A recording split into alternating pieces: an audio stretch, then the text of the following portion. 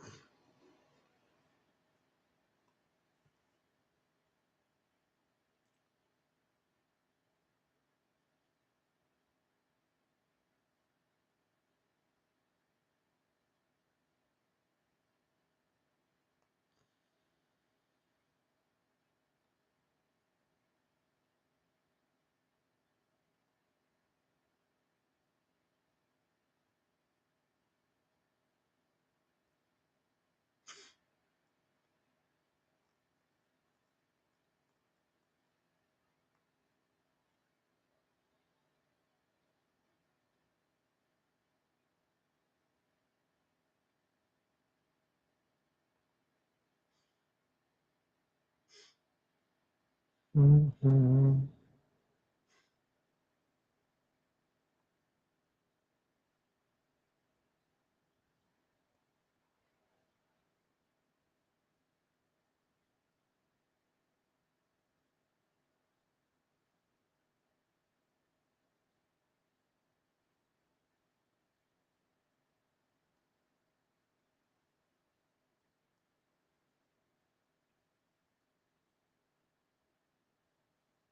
Hey,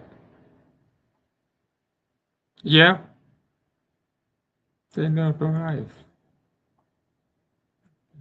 All right, good job. What's up?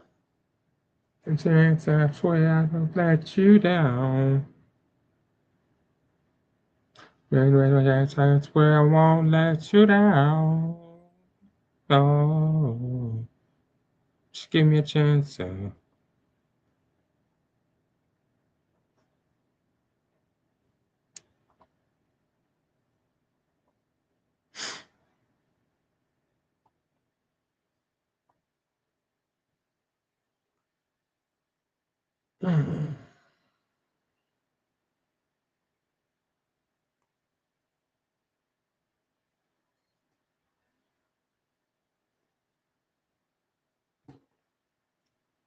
They say everybody starts from somewhere, so I started from the bottom. I got no time to ride up. I gotta keep on driving. Ain't nobody else gonna stop me. And I swear, man, I'm like Rocky. I'm like left, right. Hit the montage in sight. Everybody knows it's time to fight.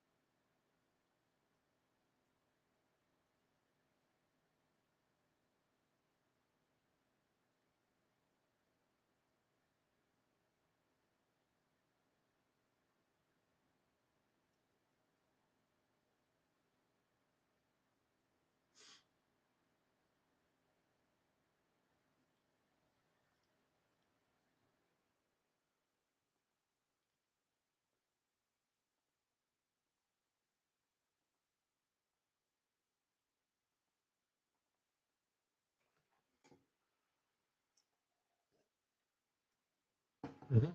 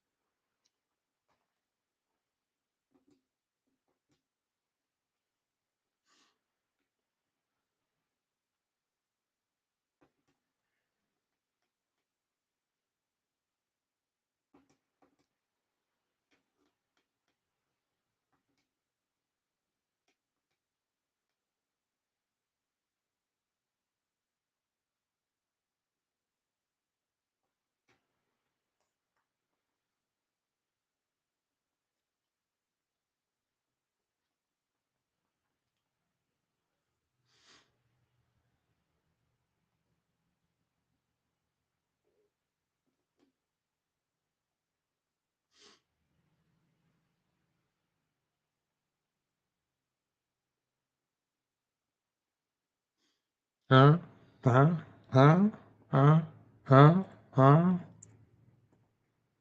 Everybody say they got something they wanna say, put their 2 cents in, but where they gotta say it, not going that saying. Feeling like a river, go and spit my riff, and ain't nobody gonna stop me when I'm on my kicks. Go and tell 'em off the top of the dome, it's going in, ain't nobody slowing me down. No, I got to win, gotta stand up for the kids, gotta show 'em how to do it, gotta show 'em real rap, gotta show 'em how I blew it. Oh snap, now I'm back in the fourth dimension, you know we rap. We gotta take them like the Incredibles, take them on a mission to a different planet, please, man. This is where we going for the future. If you're stopping for the past, go ahead. It's a suture. Gotta learn from your past so you don't recommit the same destiny, the same crime they had, huh? Yeah, we moving to the future right now and looking crazy in the United States now. I got my own feet stuck on the ground, 10 toes deep in the dirt. You know I found, got my roots in, building my trees. You know, I'm waiting for honesty. You know, I keep moving to my destiny. I gotta keep growing with the rest of me. You know, I'm a legend when you step to me. You know, I white hair and the history. You know, I got that like a Mr. Me. You know, action hair characters overpower G, huh? It's how we wanna be, float like a butterfly, sting like a bee from the east to the west. See, come on, man, come and ride with me. Y'all can't stop the kid. Go ahead and stop me if you try to. It's over for you. Game over. W for me, in me. Go ahead and try to. Go ahead and try to. Ha, ha, ha, ha, ha, ha, ha, ha. Try as you like. You can't get it.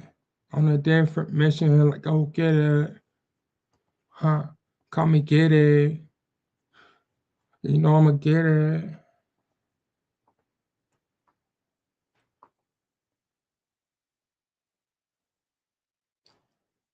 I bear with it.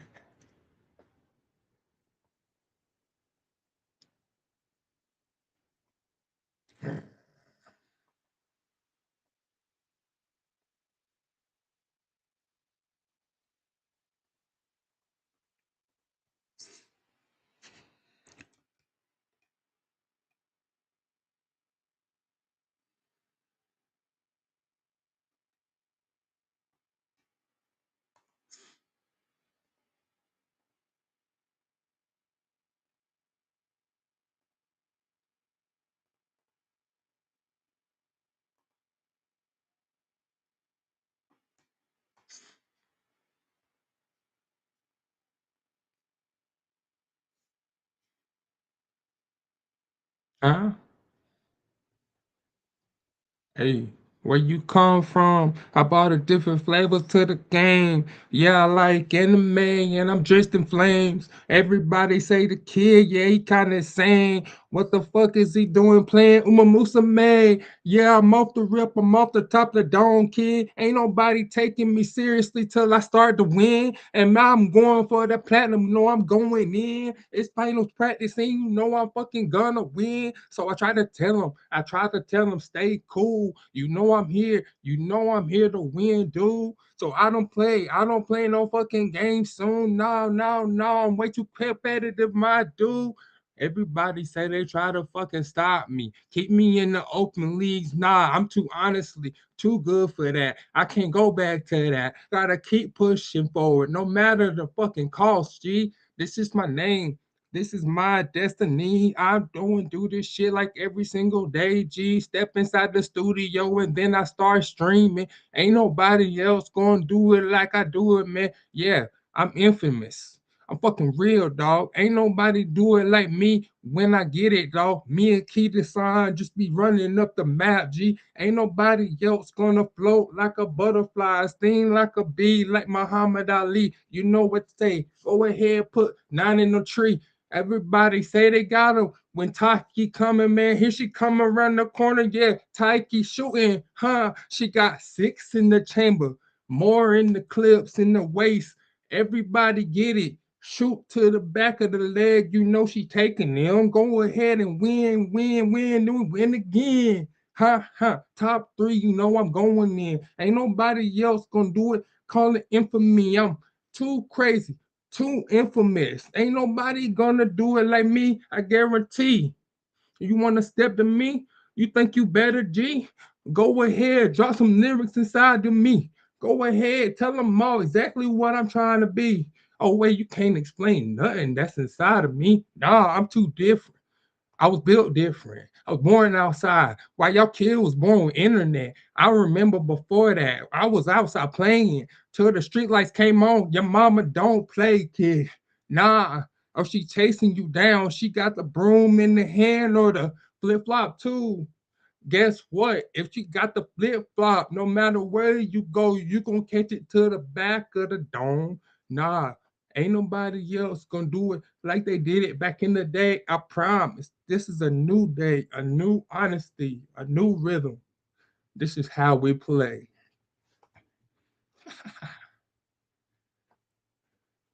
This is just my brain.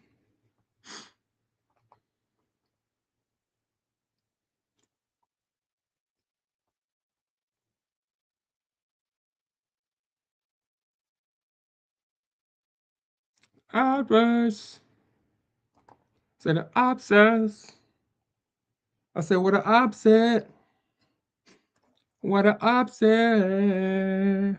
What the upset. What a upset. Hey, I'm see you at the track, cuz. Go ahead and tell them all. Yeah, we coming for the top of that fucking tree, dog. Go ahead and get them on the turf, G. I can see it all. Nakayama in my vision beat. Huh? Ashen hair, like I'm infamy. That's what they fucking like to call me. It's insane in my membrane. And I'ma take it like I'm coughing. You can stop me. I keep running. I'm too fast, see?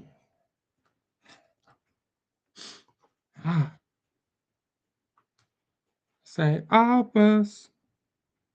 I say the oppas. I say the oppas.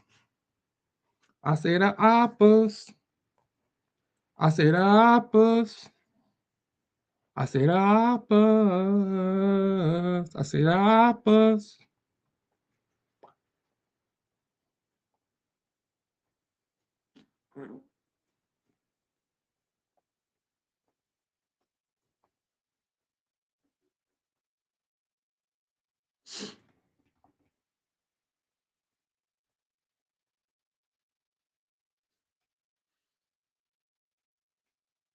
Mm.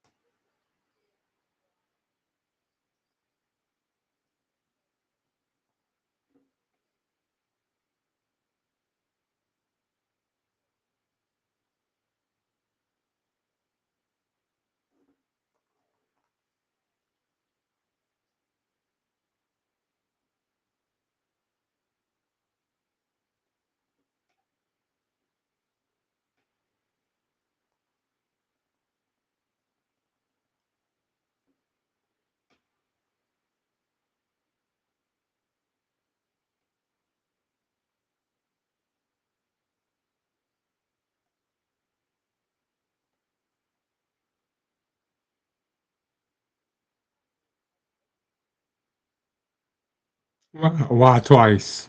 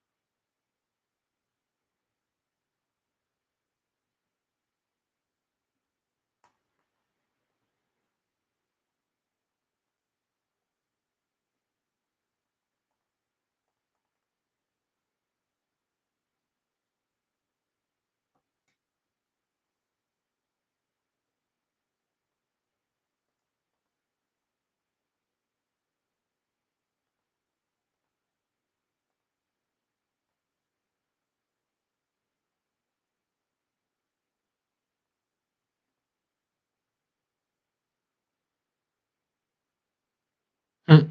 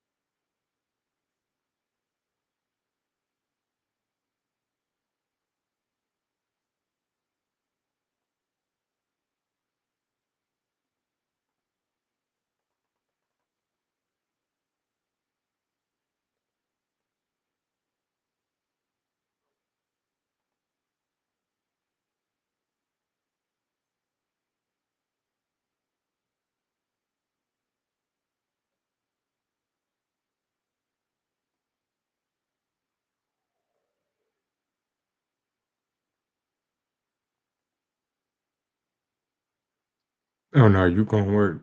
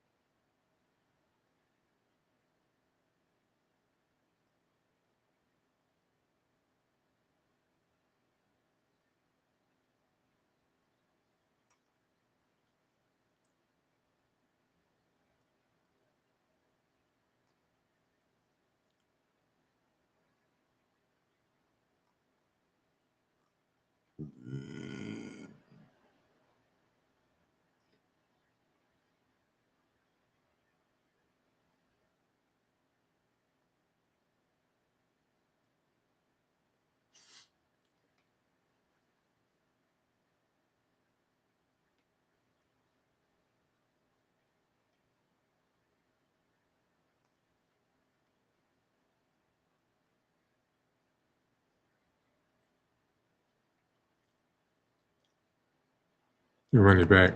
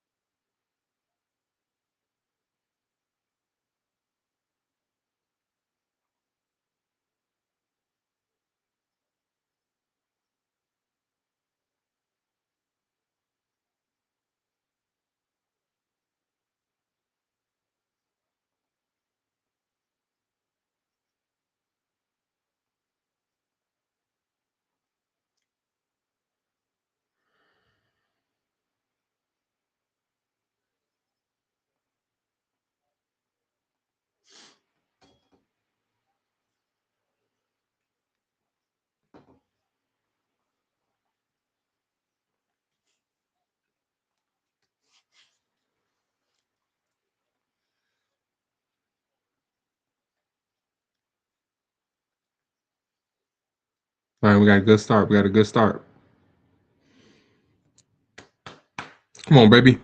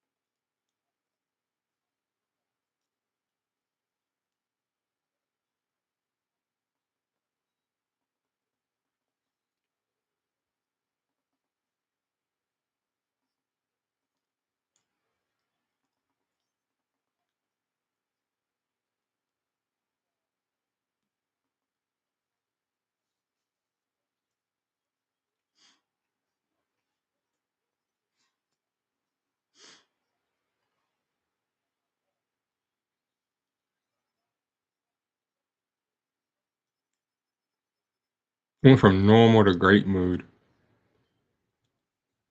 I did not know she did that.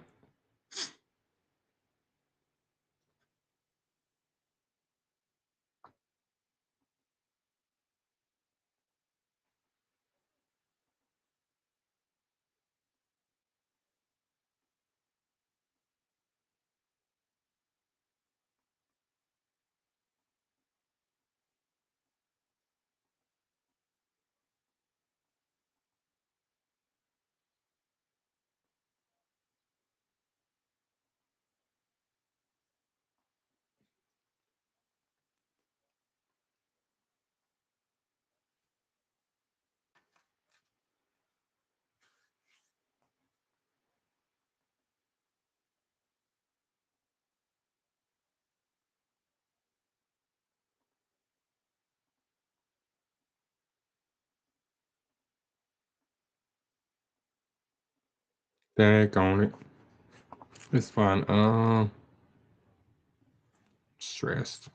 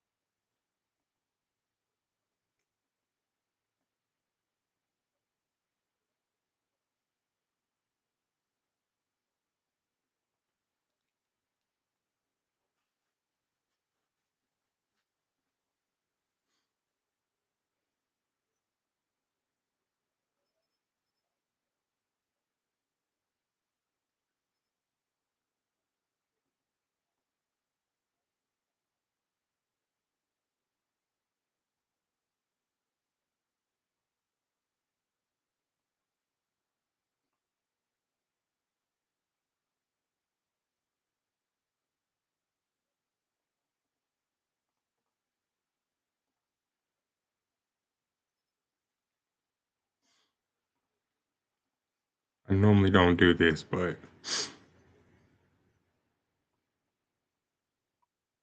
I'm trying to get my team as highly trained as I can in the first year, even if that means missing a few races.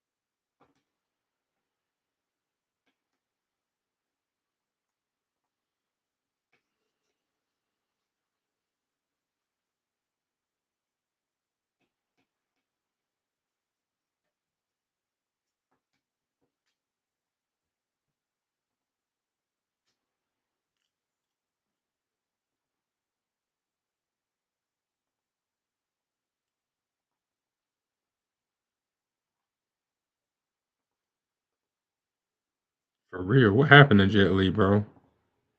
For no reason, like what? Really, for real, what happened to Jet Li? Like I expected, like when I saw Jet Li come on the scene, like just random here. I was just thinking about it. I was like, man, what happened to Jet Li? Like, I figured Jet Li be around as long as Jackie Chan on camera.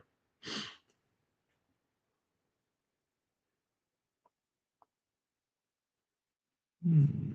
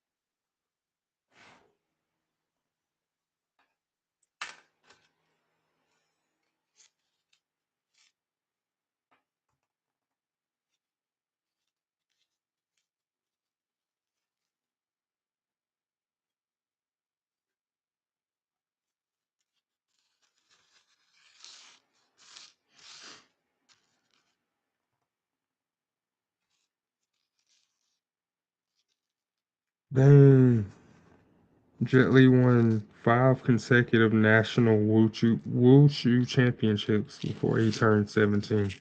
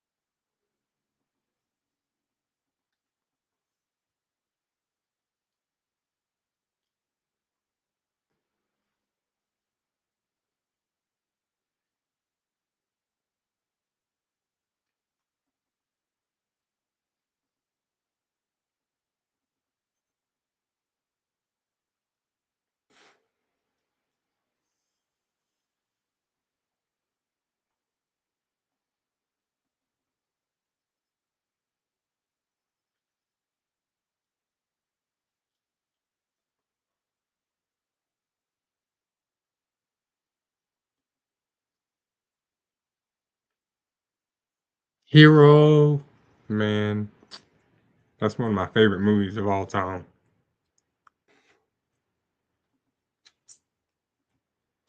Nah, Hero was dope.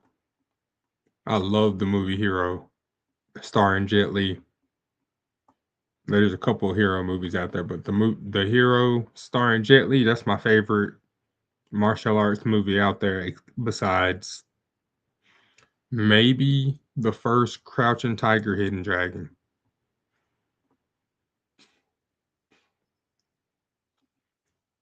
I watched Crouching Tiger, Hidden Dragon like a religion growing up. You know, constantly watching it. My parents always like, "Man, why do you keep watching that?"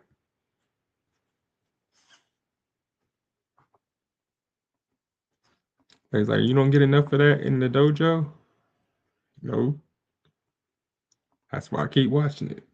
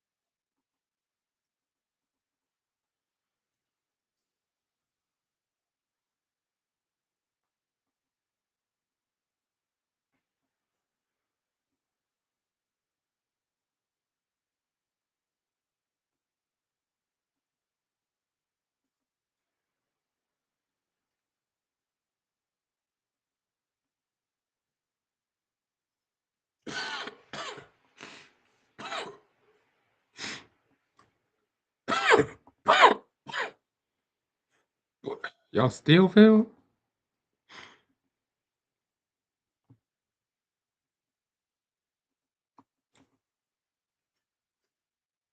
Come on, man.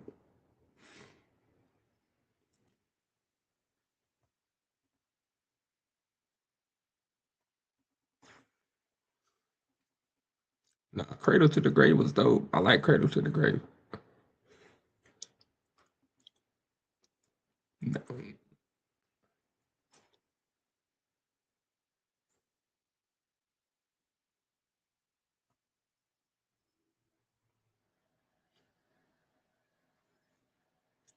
Yeah, but you watched it for the fights.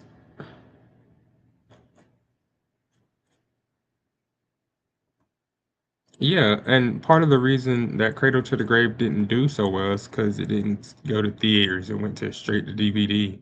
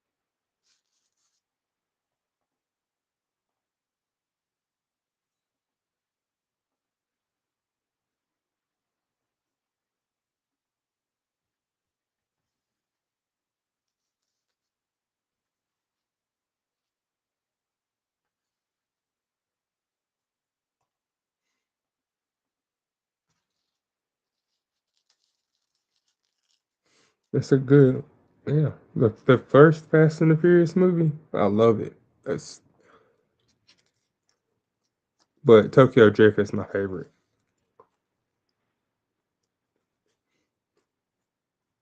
I'm just a I'm a guru for drifting, bro.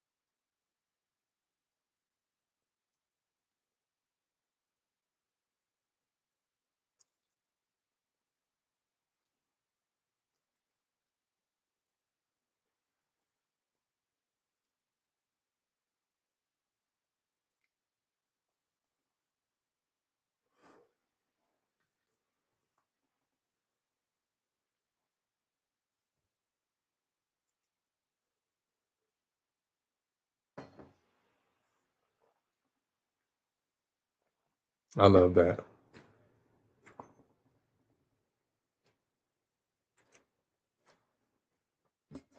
Hmm.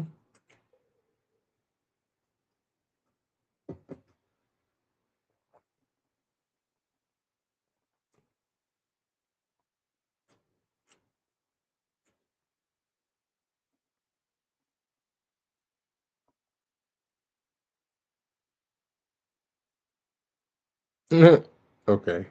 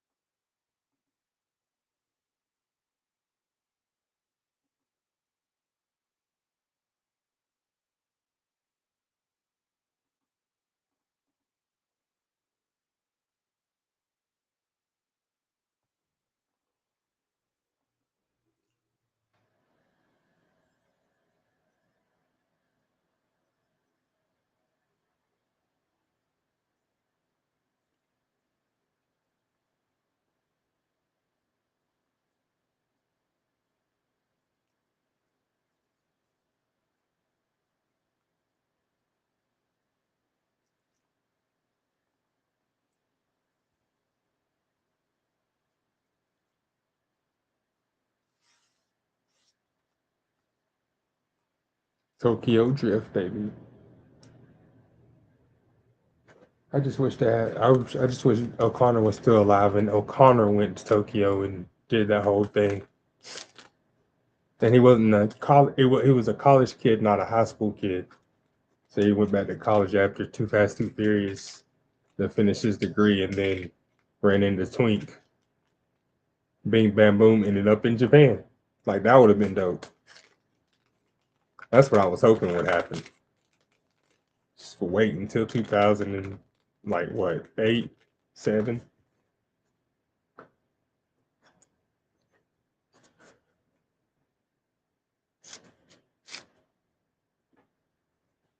Oh yeah, 100%. Tokyo Drift was is definitely the most underrated out of all the Fast and Furious movies. It's to me, it's one of the top three. You got The Fast and Furious, Too Fast and Furious, and then Tokyo Drift, or The Fast and the Furious, Tokyo Drift, then Too Fast, Too Furious, depending on how you look at it. When I was younger, it was the first wave, but now that I'm older, it's the second wave. Tokyo Drift has moved up because like just watch them all again as an adult, just all together. You'll see what I mean. But the problem is the end of Tokyo Drift is my real problem because at the very end, what happens before the movie ends? Dom pulls up. Hey, this guy over here want to race the new DK, and I heard he been winning all around Asia. Why don't you go say hey to him? Says he knows Han. And then he pulls up in his new whip, and that Donkey Kong car, bro. That Donkey Kong drift car was crazy.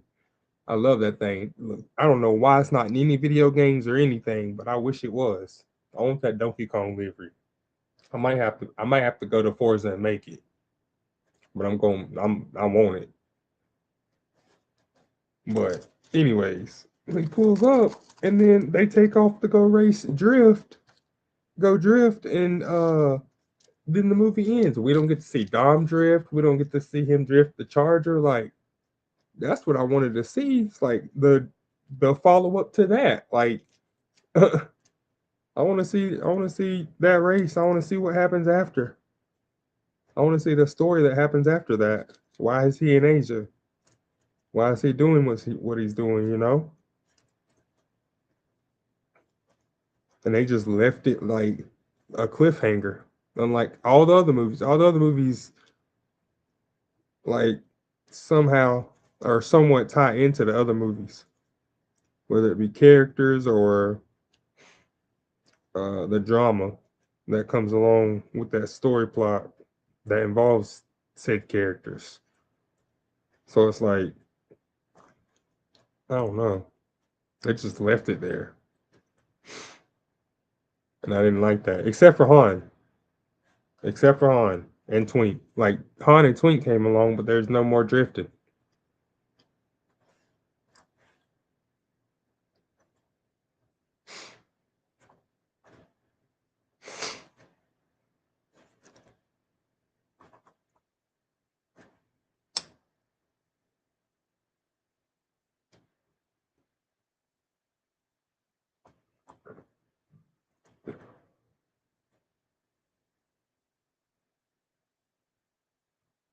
And it's one of the best ones. I don't know why people hated Tokyo Drift. Honestly, when it came out, I don't know why more people didn't watch it.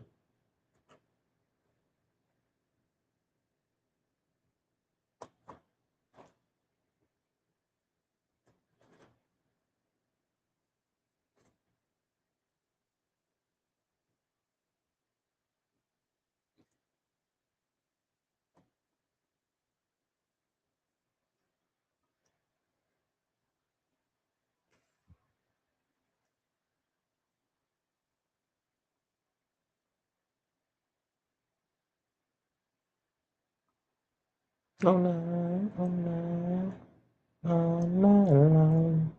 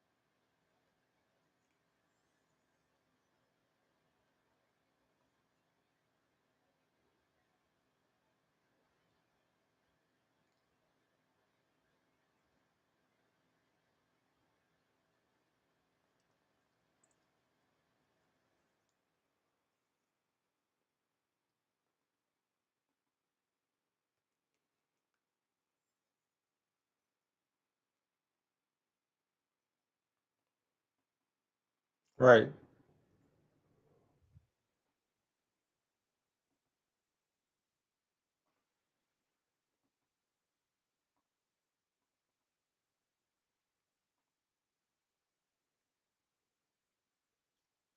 They didn't kill her.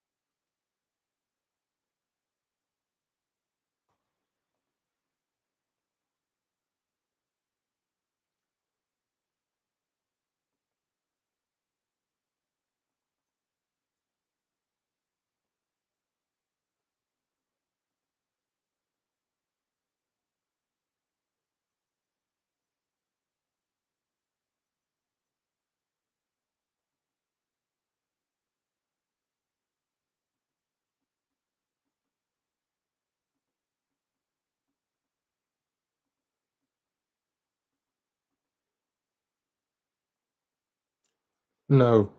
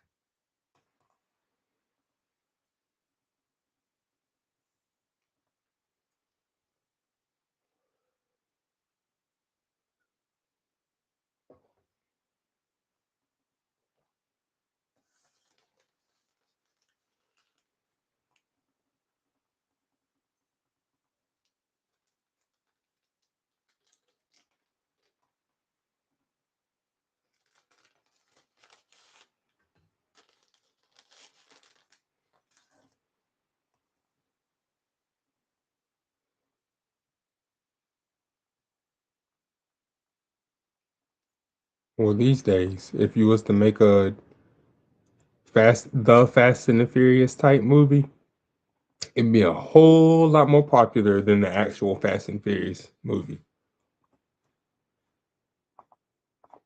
I'm telling you, a callback to just straight up drag racing, building scenes the fastest, dealing with some external crime and situations, some craziness, some partying, maybe throw in some other event. I don't know.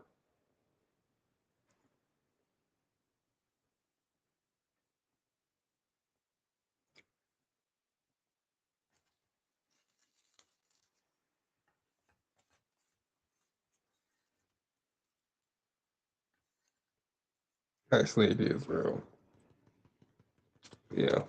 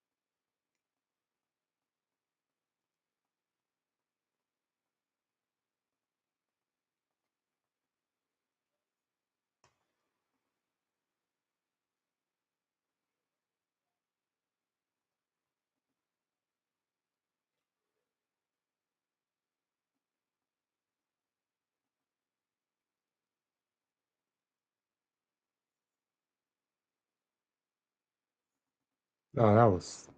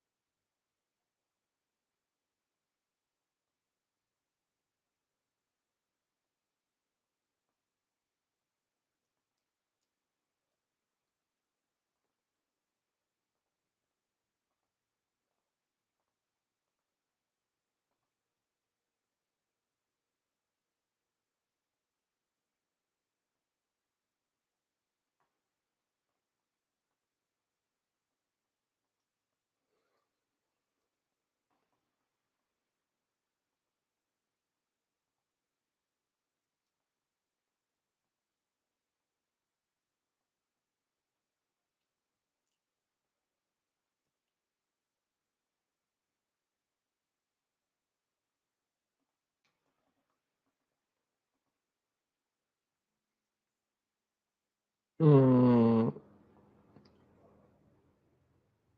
just tweaking. I'm just tweaking. Not me. I mean, I'm tweaking my character, my build, tweaking my build. Just like I'm just like finally, I've just had it with no power, and it's just annoying to deal with. Um,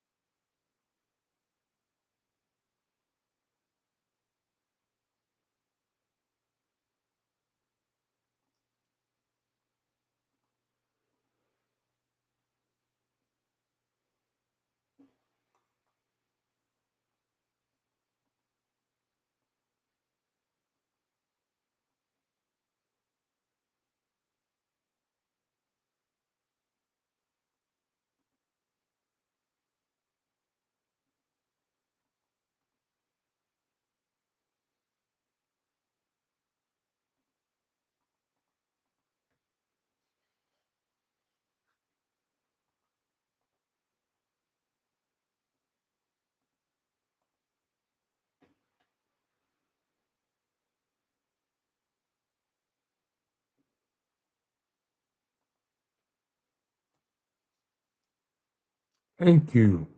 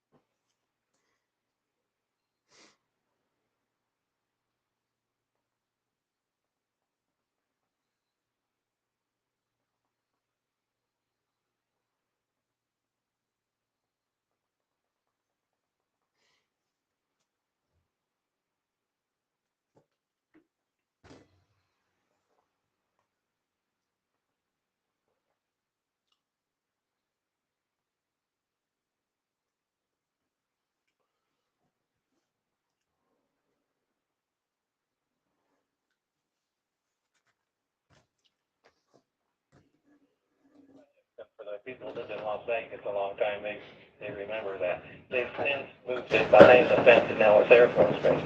Okay. Uh, And they said to you what? they told me to come down for an interview. I did, and apparently this was under the recommendation of Dr. Teller, which was fantastic. Of course. And Did you know that, by the way, at the time?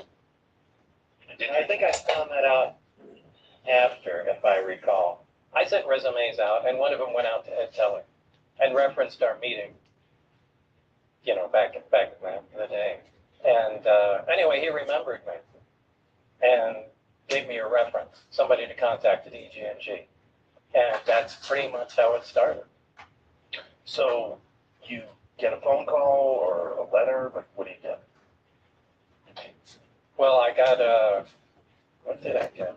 I got a letter from the and went down for an interview probably a couple times. And it was down at EG&G Special Projects, which was at McCarran Airport at that time in Las Vegas. So obviously, Ed Teller gave it more than a nudge. It was more like a directive that this person will be interviewed for this particular job, and that's the bottom line. So yeah, he did get me into the program. And they called me back in. They said there was a senior staff physicist that was leaving this organization. They basically interviewed me for that job.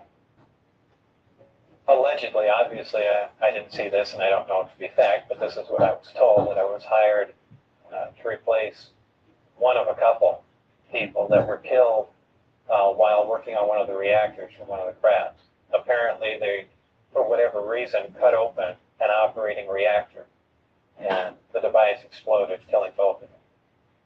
The scientists that were killed there, allegedly the detonation from the explosion, fairly large.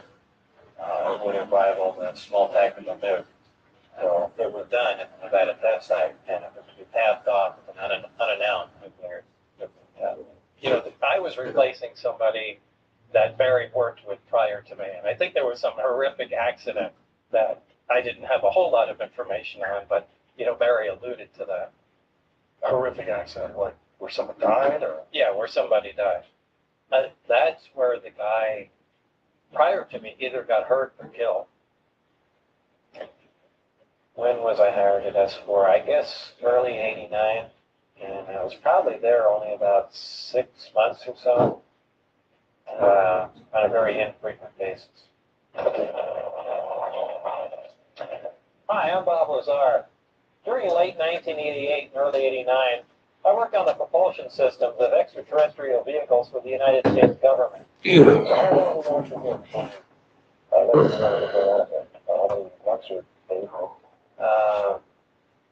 Approximately, I really don't know. Probably a couple months, I don't know for sure. How long did you work there, and what was your job? Before what? Before you told the story. Right. Did you gather all this information? It wasn't that long. I would just say a few months. I really can't remember. How many times were you out there? I was probably there only 6 months, 4 months, something like that. It's hard to remember. That was a retroactive check that I got that would have preceded, or that did precede, my paychecks. And because I was, essentially my pay was started as my background investigation begun, before I had actually worked out there.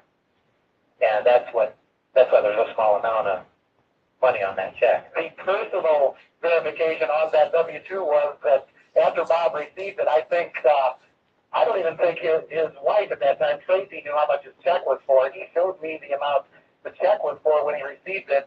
And when he received the W-2, months later, it had the same amount on it. Now, of course, if I was trying to falsify information, that wouldn't be worth a nickel. But the fact is, if that W-2 was falsified for disinformation or whatever, or even if it's true, whoever did make that W-2 did know how much Bob Lazar had made during the year 1988. Lazar has long suspected that his government employers used some sort of mind control technique to prevent him from disclosing too much about S4. While he says he has vivid, conscious memories of the saucers and other technology, there were other memories that even now remain locked. Why he sought out Keck in the first place. He also seemed to have concern with remembering outside the things that went on there. He seemed to, if you remember the afterwards, he felt that his memory might have been tampered with. Now that is something that I think should be of concern as we explore his story. It could be that he was exposed deliberately to certain things, perhaps distract attention from other things.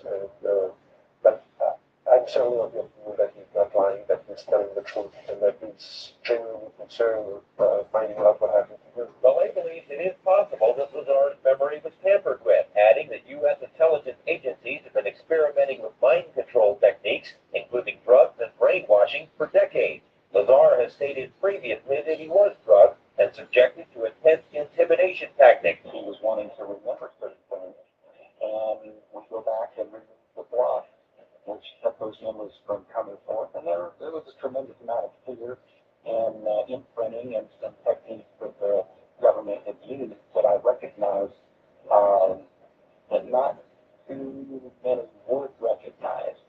The obvious ones were fear, threats to his life, to his family's life, that type of thing. There was something that I told the Orion spot when Bob tried coming to technique of over shouting threats and I think it was like pointing and thinking these other threats and making loud threats at the same time, things like that. That bypasses our ability to block things from subconscious. If you can bring it in, and if you do it loud enough or fast enough, it's going to be the movement or sound, then those techniques are very powerful. And if you try those, I recognize them right away, and knew that they were using some very powerful techniques. I support one of the institutes of higher learning here. And one of the students approached me one time who said that he worked out at the Topal range, and he told me that he went to the airport, got on an airplane, and then came home and did not remember what he did all day. She was very emotional about this, for whatever that force is. That's really strange. I wonder what's going on, or what was going on up at the Tonopah Test Range. I mean, for all I knew that was going on up there around that time, or in the past anyway, was the self-run. In fact, I had a friend that worked up there. But this is the first I've heard of anything like that going on. So you don't have any information as far as, drugs or not being used for security reasons for people working up there? No, I don't. I would actually like to find out more about it myself.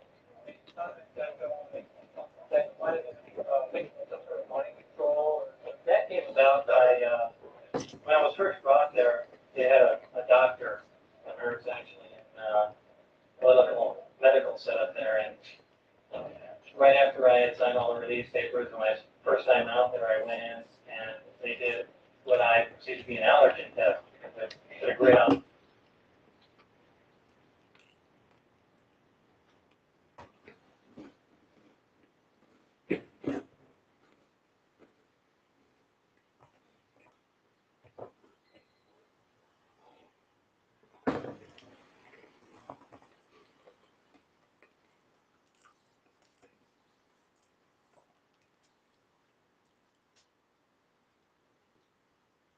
What's that? Courtside for 30 years. Here's the truth.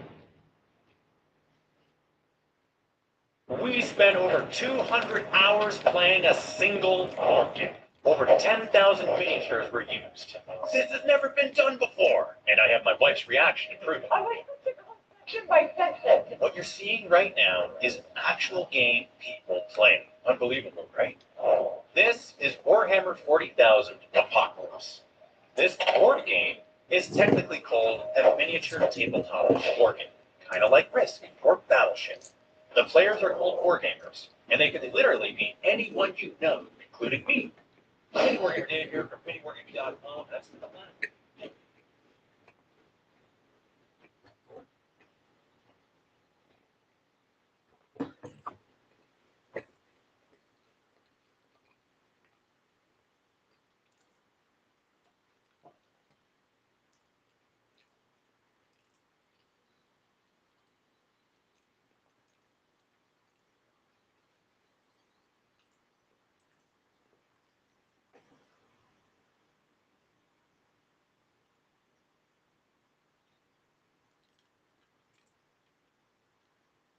I want to explain to the world what it is that we are hiding that is under this guise of this UFO technology. They have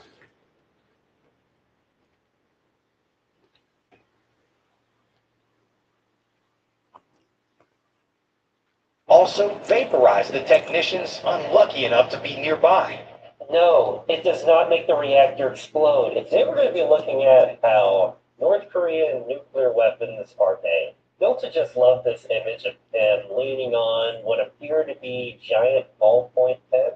Interesting, he also leans the same way on giant $100 bills. All right, let's see what this is all about. 3rd, 2017. Seismographs worldwide detect something impossible. But this wasn't an earthquake. It Detect something impossible.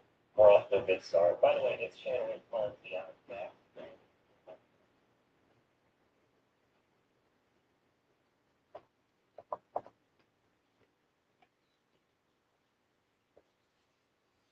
Oh, this is awesome. You have got to love high school football, man. It's got to be exciting for them, right? Exciting for that town, right? They would have this place right. Their head coach, man, Coach Ed told us during the week, no quitting this team. It's a special team.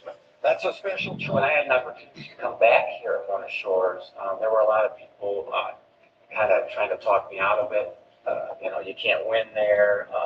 The term that was thrown around a lot was North Shores kids are cake eaters. They don't know hard work. And you go out to that football field every day. He's the first person out of the football field.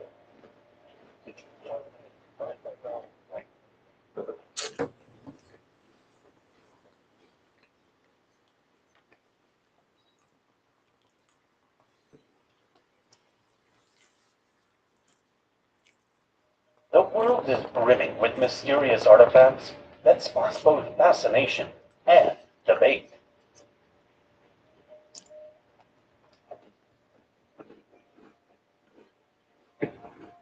Strange objects that seem crafted for fantasy novels.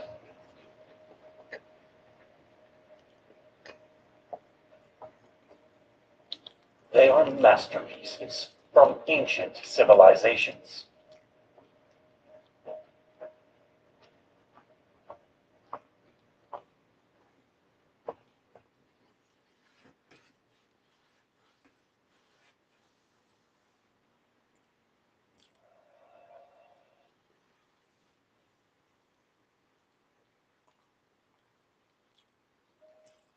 September 1979. A request arrives at a small classified unit inside Fort Meade, Maryland. The request comes from the National Security Council, the highest level of the United States intelligence apparatus. Somewhere near the Arctic Circle, inside the Soviet Union, there is a building. It is the largest building under a single roof in the world. Every intelligence agency in the country, the CIA, the NSA, DIA.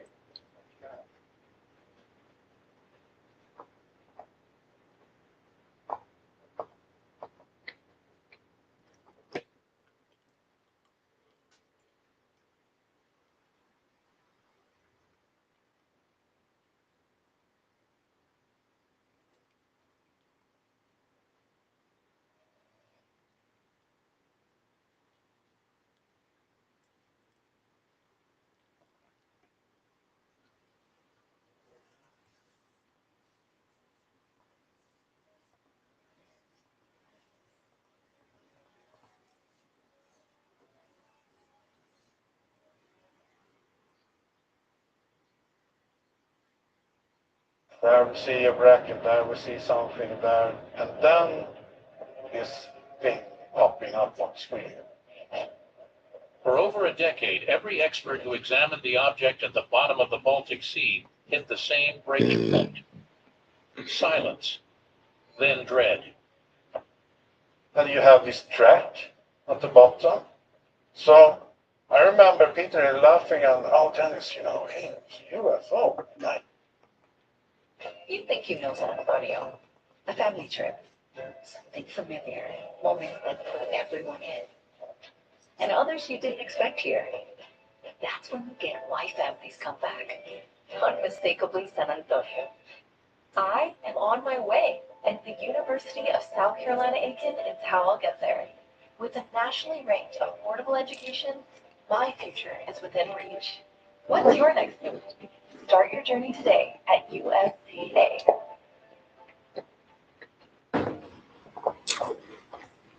Thanks. But nobody else has seen anything like that. In June 2011, Swedish explorers Peter Lindbergh and Dennis Asberg discovered a 60-meter disk resting 90 meters deep, with sharp geometric edges, burned surfaces, and a trench carved into the seabed behind it like something had crashed and dragged itself to a stop. Strange. This must be back there. Their equipment failed every time they approached. Tests identified basalt, a volcanic rock that should not exist there. Not ever. After years of failed explanations, specialists are now calling it something else entirely, the corpse of technology. And once you understand what that means, you will understand exactly why the truth is terrifying.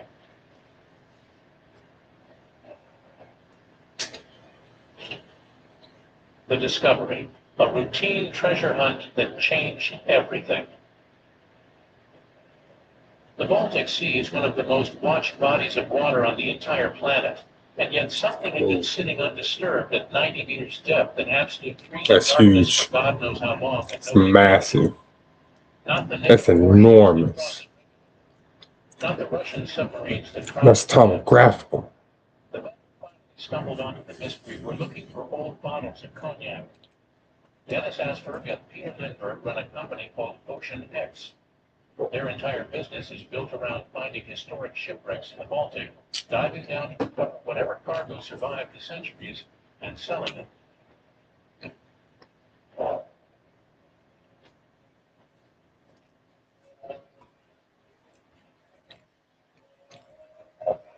The specific mission they were running in June 2011 was focused on a wreck believed to be carrying cognac and Benedictine, with a potential cargo value in the millions of dollars. The mission had been proven from nearly the first day. The rented fishing ship came so close to sinking that the entire team was forced into a Finnish harbor for emergency repairs. Most crews would have gone home after that, but not Dennis and Peter. They fixed the boat and went straight back out into a completely new search area they had never explored before. It was late in the evening when everything changed. The crew was exhausted in the heavy particular way that comes from weeks of frustration, close calls, Just double checking. They were running the side scan sonar, which sweeps the ocean floor and builds a two-dimensional picture of roughly 300 meters of bottom at a time when the image on the monitor began to change. Something was there. It was round in a way that natural formations simply are not. And it was sitting on the bottom with a presence that made everyone in that control room go quiet very quickly.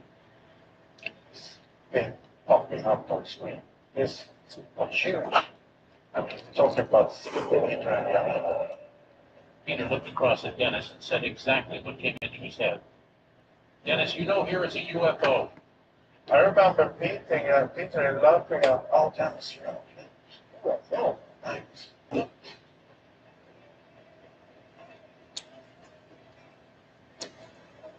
The team began measuring immediately. The object came in at 60 meters in diameter, roughly the length of two full-size passenger aircraft placed nose to tail. It rested 90 meters below the surface. Dennis would say later that in all his years of doing this work, he had never once seen anything as large as this object. Ross Carter, who interviewed Dennis 14 years after the discovery, told him directly that it really does look like a crashed spaceship. I'm gonna use Agnes Digital's ability against her. And she's right next to me. The object was named the Baltic Sea Anomaly. Then it picked up a second name that proved far more durable, the Baltic Sea UFO, because its sonar silhouette matched the Millennium Falcon from Star Wars closely enough to make people stop mid-sentence. That flat, disc-shaped smuggler's ship with the notched front edge that Han Solo flies in the films. When Ross asked Dennis whether he believed he had found Han Solo's actual ship sitting on the ocean floor, Dennis laughed and said, "You never know. I don't really know. It's not, but it is something for sure. That's why I'm struggling with it." The sonar image was extraordinary, but sonar only shows shape and shadow. When Ocean X finally sent divers and equipment down into the darkness 90 meters below, what they found with their own hands changed the conversation entirely. And when we touched it, it turned black. Anyone know how that tech works? Yeah, it's like a radar. You go down to the ground and see all the layers. Wow, doesn't answer. What they found, the features that defy natural explanation. Diving in the Baltic Sea is nothing like diving in tropical water. Anyone who tells you otherwise has never gone down there. At 90 meters, there is no sunlight at all. The water is dark, cold, thick with suspended particles that reduce visibility to almost nothing. To examine the object properly, Ocean X deployed a remotely operated vehicle fitted with a blue view sonar unit that produced a two-dimensional acoustic image of whatever lay directly in front of it. What that sonar showed on the monitor back on the surface ship changed everything the team thought they understood about what they had found. The object was not a smooth lump of rock. There were corridors, right angles that appeared to be precise 90-degree angles running through the structure with a consistency that natural geology simply does not produce, and holes in the surface with frames around them. One hole measured 2 meters in diameter with a clearly defined frame surrounding its entire opening. Dennis was direct about what the sonar was showing. When we look down at the object, we see all the corridors, the angles, but we also see this hole, 2 meters in diameter with a frame. Rock doesn't build corridors. When stone breaks naturally, it follows fault lines and stress planes. Basically, the weak points already baked into the rock by millions of years of pressure. The results are always jagged, irregular, random. You get cracks and uneven surfaces. You do not get straight lines. You do not get right angles. And you absolutely do not get circular holes with clean, deliberate frames around their edges. That kind of framing is a construction concept. It means someone looked at that opening and decided it needed a border and then built one. That is not something geology does. That is something builders do. Every researcher who reviewed the data came back with the same essential response. They had never seen anything like it in their career. And then Dennis found something else.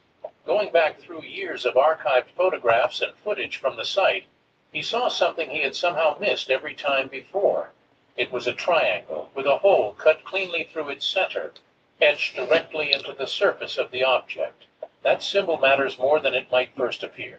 Think about this carefully. Triangle symbols show up across every major ancient civilization on Earth. In Egypt, in Mesoamerica, in Mesopotamia, in the megalithic cultures of Europe. These were cultures that had no contact with each other, separated by entire oceans, that arose completely independently between 3,000 and 12,000 years ago. And yet they all used the same symbol, not just as decoration either. In almost every case, the triangle appeared in a sacred or spiritual context, carved into temples, etched into monuments, built into the architecture of structures their builders considered the most important things they would ever make. Historians have never fully explained why unconnected civilizations kept arriving at the same shape and assigning it the same kind of significance. But here is the part that is hard to sit with calmly. If the Baltic anomaly is older than all of those civilizations, and the evidence suggests it is, then there are only two possible explanations. Either every one of those ancient cultures inherited that symbol from something that came before them, something so old it predates recorded human history entirely, or that symbol was never exclusively human in the first place. And all of that, the corridors, the framing, the triangle, pointed towards something deliberately made. But it was what the ROV found underneath the object that pushed the evidence somewhere even harder to explain. Beneath the structure, on its underside, the cameras picked up material showing clear evidence of burning or extreme heat exposure. Dennis described it carefully. It's like burned material, like something has been upheated. That's what we have experienced when we have been down there. Diver Stephen Hogborn went down specifically to chip a physical sample free. He came back up empty-handed.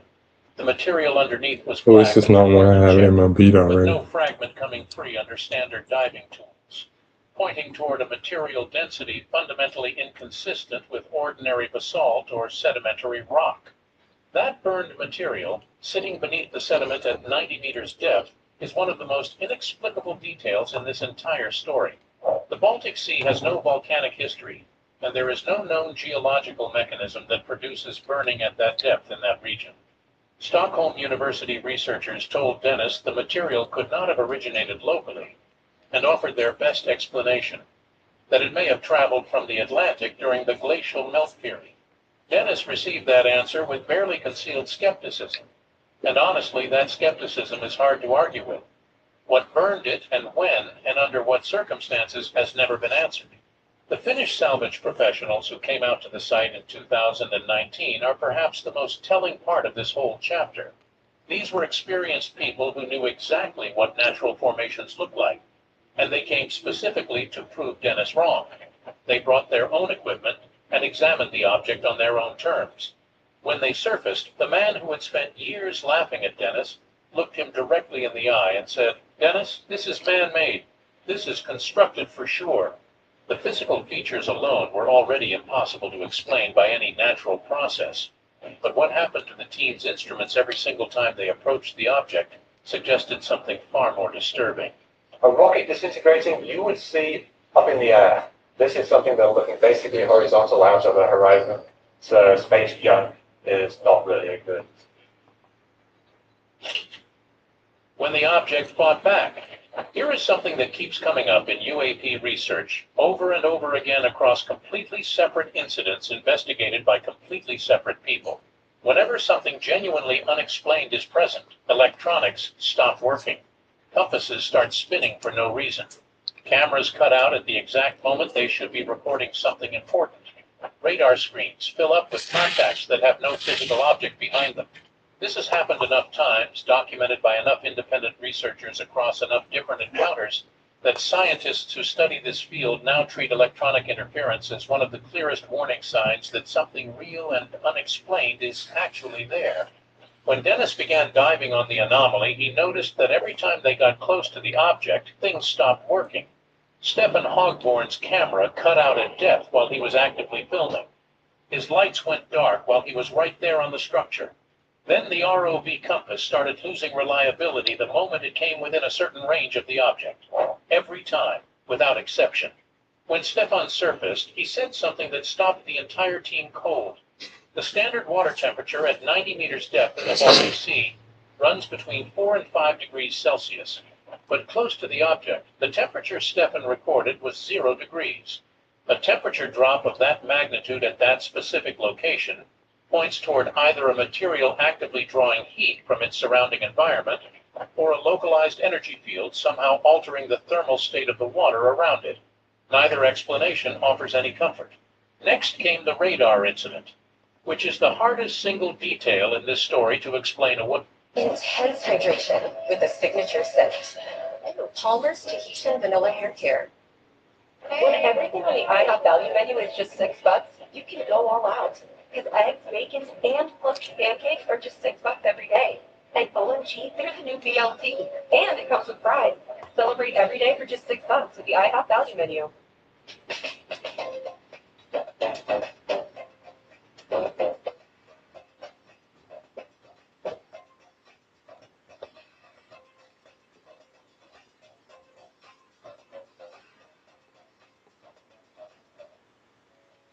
Just take a vacation. Escape with a Vacasa vacation rental. From mountains to sea, our spotless vacation homes. Way. Ocean X had anchored directly above the object on a completely clear day, with blue sky overhead, and no other vessels visible anywhere on the horizon. They were entirely alone out there. Then the radar screen began filling with contacts. One dot appeared, then another, then more, clustering within approximately 150 meters of the ship on all sides, appearing and vanishing as though something was actively moving around them just beneath the surface. But when Dennis looked out at the water, there was nothing there. He sat with that data for a long time before saying what it had led him to conclude. It feels like this thing, or whatever it is, doesn't want us to come near it. Dennis is not a dramatic man. He is a salvage professional and a pragmatist who built his career around cargo values, weather windows, and the cold mathematics of commercial diving. When a man shaped by that kind of work looks at 14 years of data and tells you that an object does not want you near it, he is telling you exactly what the evidence led him to conclude. The malfunctioning equipment and the ghost radar contacts were already more than enough to make any rational person deeply uneasy. But when Dennis raised his eyes toward the horizon, he discovered that the anomaly had attracted a very different kind of attention, and the figures watching from that horizon were not researchers, fishermen, or curious civilians. They were warships. The Watchers, navies, submarines, and the Russian signal. The Baltic Sea is not just a body of water. It sits directly between NATO's eastern flank and Russia's naval ambitions, and it borders Russia's Kaliningrad exclave, a strip of Russian territory physically cut off from the rest of Russia and surrounded by NATO countries. Every major military power in the region watches that sea extremely closely. So when an unidentified object of this size and this nature turns up sitting on its floor, it does not stay a secret for long. The militaries were paying attention to the Baltic anomaly long before Dennis ever went public with what he found. One day, while Ocean X was actively working over the object, Dennis looked up from the dive operation and stopped cold. The horizon had filled with ships. Not fishing boats, not research vessels, warships. He counted between 10 and 15 military vessels arranged in a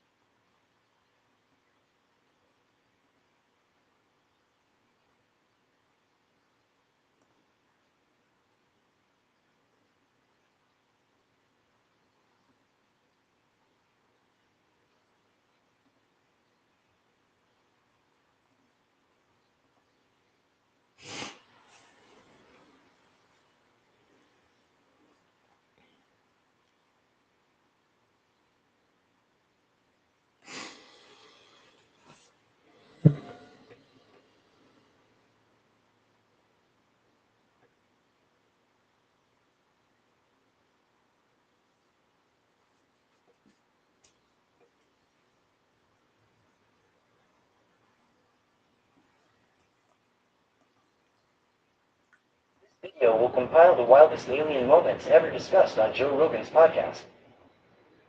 How long were you there? I'd say about 6 months or so. And what progress was made while you were there? Well, we came up with a bunch of reasonably good ideas about how the reactor worked. And one of them was the square base of it was essentially like a cyclotron, which is a small particle accelerator, a circular one. Particle accelerators and linear particle accelerators are just, you know,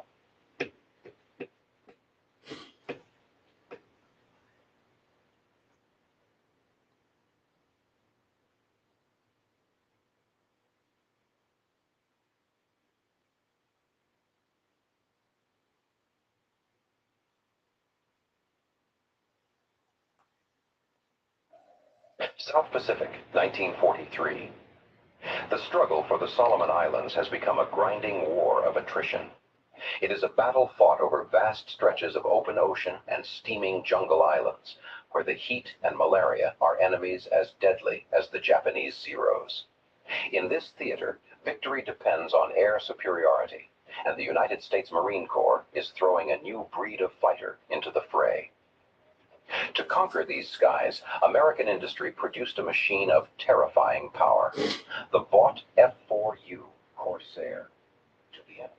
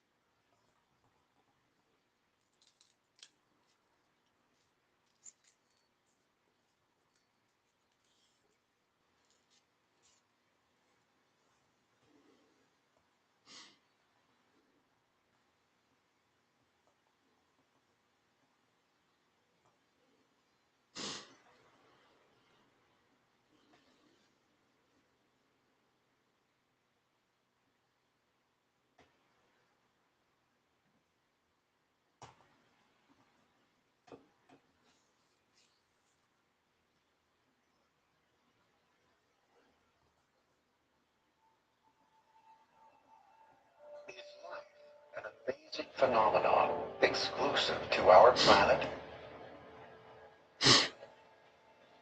Is there life beyond Earth?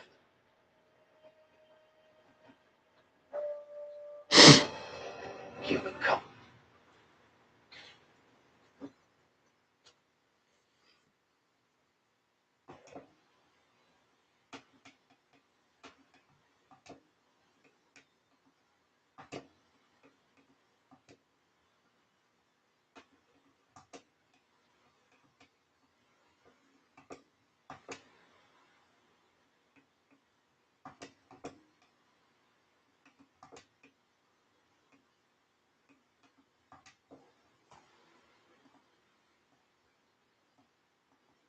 Tonight, we're going to explore something that sounds like science fiction, but is actually hard physics and biology.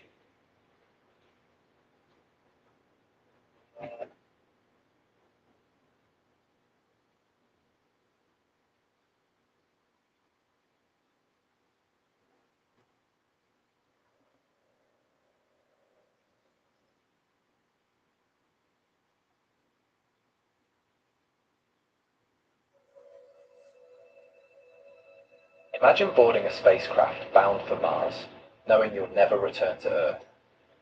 Sounds like science fiction.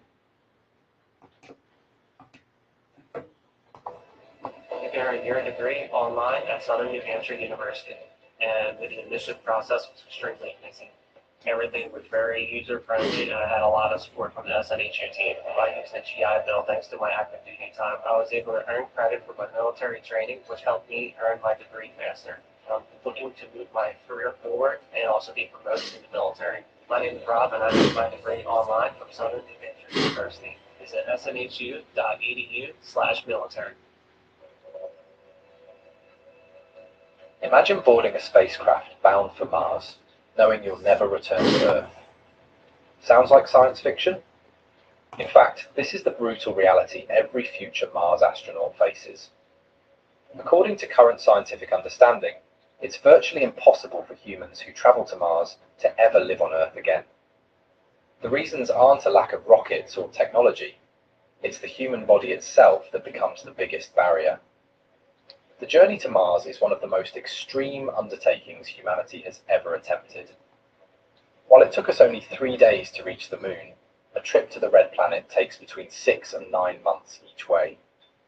This means astronauts will be away from Earth for a total of 2 to 3 years before they can even think about returning home. 2 to 3 years during which their bodies will be subjected to unprecedented stress. And the distance is just the beginning of the challenge. At approximately 55 million kilometers, Mars is so far away that even light signals take over 20 minutes to reach Earth. An emergency evacuation? Impossible. A medical emergency? The nearest hospital is 8 months away. These astronauts are on their own like no humans before them. But the real drama lies not in the distance or the isolation. It lies in what happens to the human body during this journey. A Mars mission means the body is exposed to 3 completely different gravitational environments. First, weightlessness during the months-long journey. Then, the reduced Martian gravity with only 38% of Earth's. And finally, if a return is even attempted, the full gravity of our home planet. Each of these transitions is an extreme challenge for our bodies. But the interplay of all 3 over a period of years has consequences that are still not fully understood. What scientists do know, however, is alarming. The human body is optimized for life on Earth. If we remove our bodies from this environment for an extended period, a gradual process of change begins. A process that, after a certain time, becomes irreversible. Astronauts who have spent months on the International Space Station often need weeks to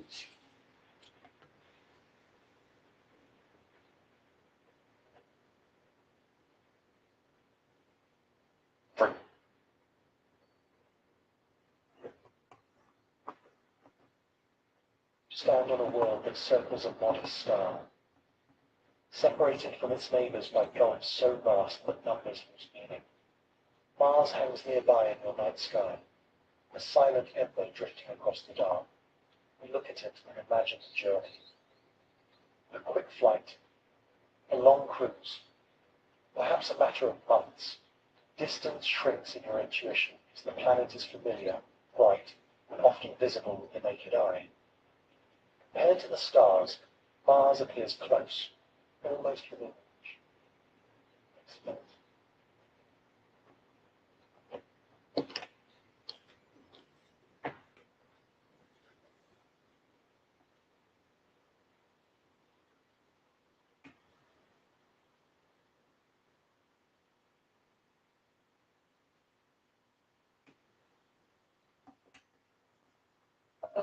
This grease is gonna be hard to scrub. Nah, it'll be a waddle in the park with new and improved Dawn Platinum. It removes 99% of grease and food residue. And with the new Easy Pour jug, there's less mess. New Dawn Platinum.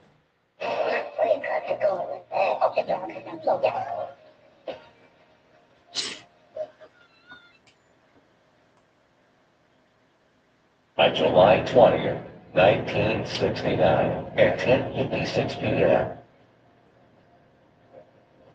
Neil Armstrong became the first human to step into another world. The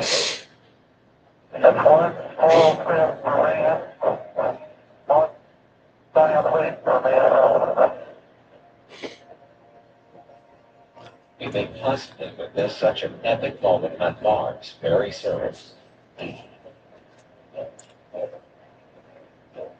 From a technical point of view, we're much closer today to being able to send humans to Mars than they were to being able to send men to the moon in the 1960s. This might be just the prologue to one of mankind's greatest challenges. Second, on a world away from Earth. A space colony on Mars might become a reality in the near future. The Earth might well become uninhabitable due to climate change or the impact of a huge asteroid. We had the probability of a big asteroid might hit the Earth, like it was done in the past when the dinosaurs died out. The only way to guarantee the survival of our species may be to create a new home on Earth. The amazing discovery of huge amounts of water has boosted interest in Mars, putting it in the spotlight. NASA and ESA, the European Space Agency, and private companies such as SpaceX are already working on projects for settlements on the Red Planet in the coming decades. But it won't be an easy road. Mars is so far from Earth that the space flight would be about 6 to 9 months, involving long exposure to cosmic radiation and zero gravity. It will also need to overcome the engineering difficulties of landing on Mars due to its thin atmosphere. That future colony on Mars will need effective shielding, as the ionizing radiation that reaches the surface is extremely high and lethal. The atmosphere is so thin that if you are not protected by a spacesuit and by accident exposed to the atmosphere of Mars, your blood will boil and things. All those difficulties make the construction of a permanent settlement on Mars a huge, unprecedented technological challenge. This is the game where you have to do everything right and roll 7-11 on doubles. Our descendants might live on Mars will remember the moment they established their first space colonies as one of the greatest milestones of humanity.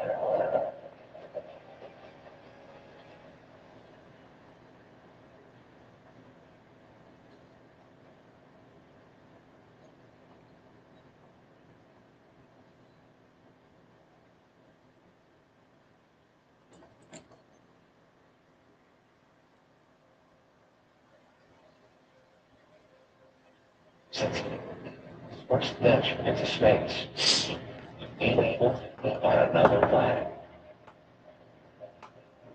Among all the planets of the solar system, There is one that is considered one of the best targets for possible human colonization: Mars.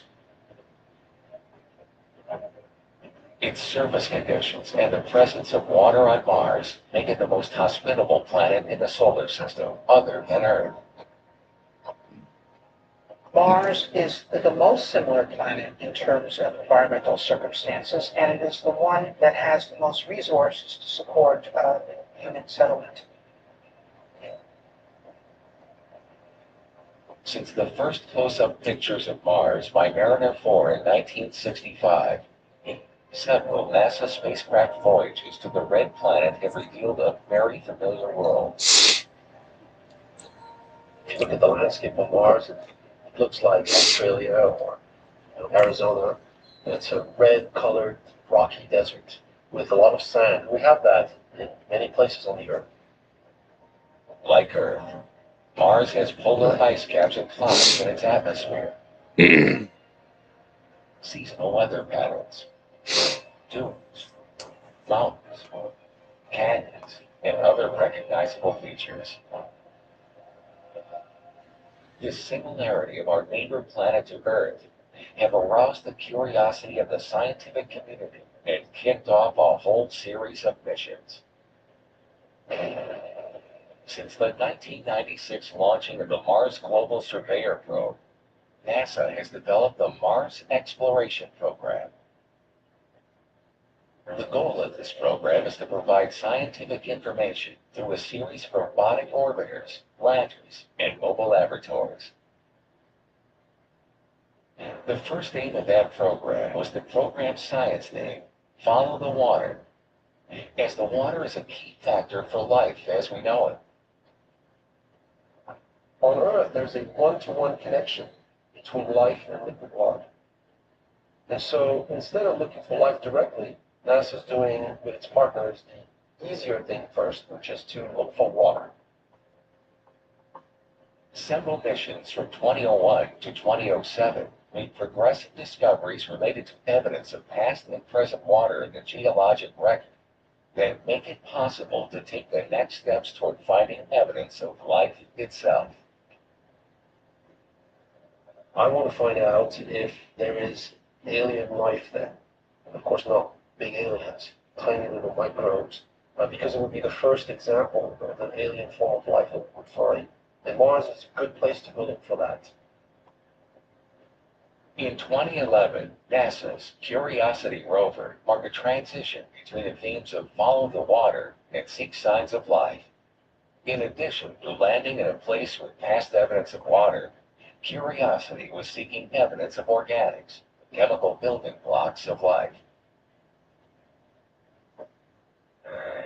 The ExoMars mission, a mission of the European Space Agency, ESA, in collaboration with NASA and NASA's Mars 2020, will finally try to discover if there is or has ever been life on Mars by searching for life itself in places identified as potential habitats.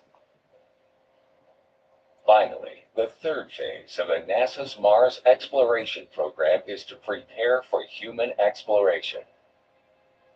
And that already started. We're already planning the human exploration of Mars. I personally hope that it will happen in maybe the late 2030s. This first manned mission to Mars will mean a milestone for humankind, as was the 1969 moon mission. When this happens, we will be able to say that our path to the colonization of Mars will have started.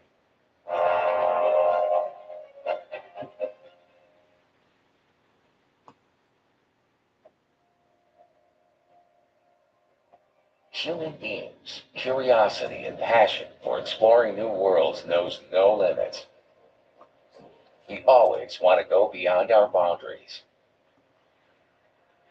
The origin of this impulse answers the need of the species to find new habitats that encourage its development. Now, our next frontier is beyond the Earth. Space colonization is the next logical link in our evolution as a species. Beyond the Earth, There are a huge number of resources that we could benefit from to keep growing. This is a way that the human population can grow and thrive for thousands of years. We can clean up the biosphere, and humanity can expand into the solar system. Space expansion and colonization might be the beginning of a new era for humankind to reach an unprecedented level of development. In addition, it could be the only way to avoid its destruction by external causes or even self-destruction. The choice could be, as H.G. Wells said, the universe or nothing. Climate change has become a serious threat to our civilization, and we are already starting to suffer its first consequences. Another threat, the danger of an asteroid impacting our planet, is real, and depending on the size of the asteroid, the consequences could be catastrophic. We have the probability that the big asteroid might hit the Earth, like it was done in the past when the dinosaurs died out. It's not likely to happen tomorrow, or even in our lifetimes, but it is definitely going to happen sooner or later, and so it would be best if we were prepared for that. A permanent base beyond the Earth would guarantee not just an alternative home in case of need, but also access to a huge number of resources out there. Mars, due to its characteristics, is considered one of the best possible places for that future permanent base off Earth.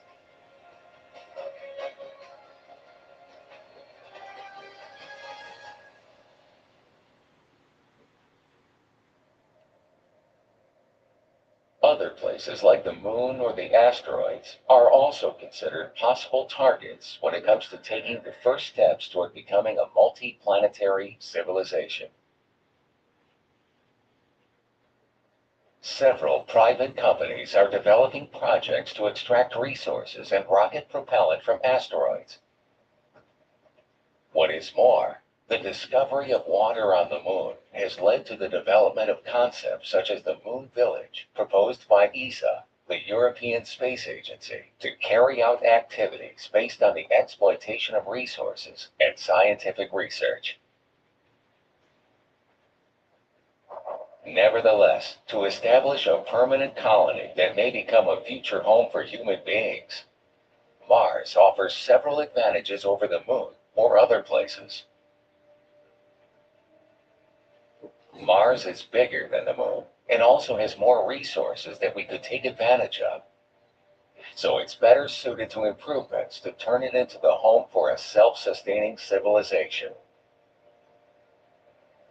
While the Moon has no atmosphere at all, Mars has the advantage of having some atmosphere, composed primarily of carbon dioxide, about 96%, with other gases such as argon and nitrogen, which means we can grow plants just by compressing the atmosphere. Mars has water, frozen as ice, and permafrost in the soil, but nevertheless there in large quantities. It has carbon dioxide, atmosphere, which is carbon and oxygen. That's what we need to make fuel. It's what we need to grow food. It has nitrogen, which life also needs. These things are extremely rare or completely absent, for example, on the Moon. If we compare our own planet to Mars, they are surprisingly alike in many ways. Conditions on the surface of Mars are closer to the conditions on Earth in terms of temperature and atmospheric pressure than on any other planet or moon. And the temperatures get to about 20 centigrade in the daytime at the equator, which is entirely acceptable. At night, it can get very cold, but it's not difficult to shield against cold by wearing a heated spacesuit. As different as they are from Earth, the conditions on the surface of Mars are acceptable for human exploration and settlement. Mars, in comparison to the Moon, has gravity more like Earth's. While the moon's gravity is 1/6 of the Earth's, Mars is 1/3. Thanks to studies done at the International Space Station, the only available laboratory of zero gravity, we know that the lack of gravity is a health problem in the long term. We suppose that having gravity much closer to Earth's will be favorable to settling a colony. A lunar day is 28 Earth days, whereas the Mars day is 24.5 hours, almost identical to Earth's. Also, Mars is about half as far again from the Sun as Earth is, so it still has acceptable sunlight.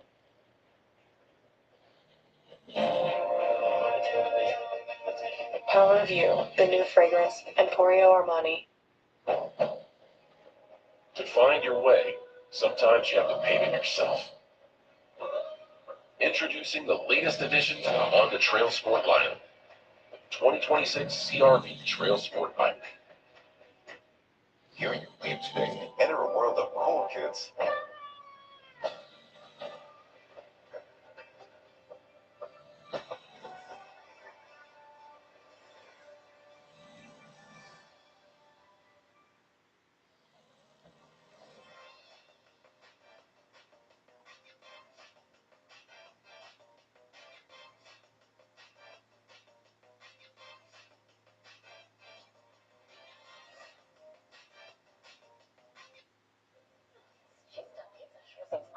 Business is booming, and now that ADP handles the business of my small business, I can focus on the part of the business that I love. Yeah, stuff with cheese. ADP does payroll, HR, even timekeeping. I do cheese. Cheese stuffed soda. Cheese stuffed napkin. Cheese stuffed pocket? So, how could I help you? Sal, someone stuffed the car with cheese. I can't get in. So, you stuffed the car with cheese? No. From payroll to benefits, ADP helps you focus on the part of the business you love.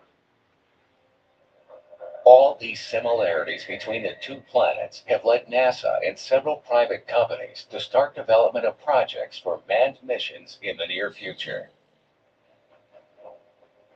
The NASA program Journey to Mars has been gathering data for several years, leading to a radical increase in our knowledge of the red planet and paving the way for future human explorers. Furthermore, private initiatives by aerospace transport companies such as SpaceX work with a clear goal: to colonize Mars. That could take several generations of crews.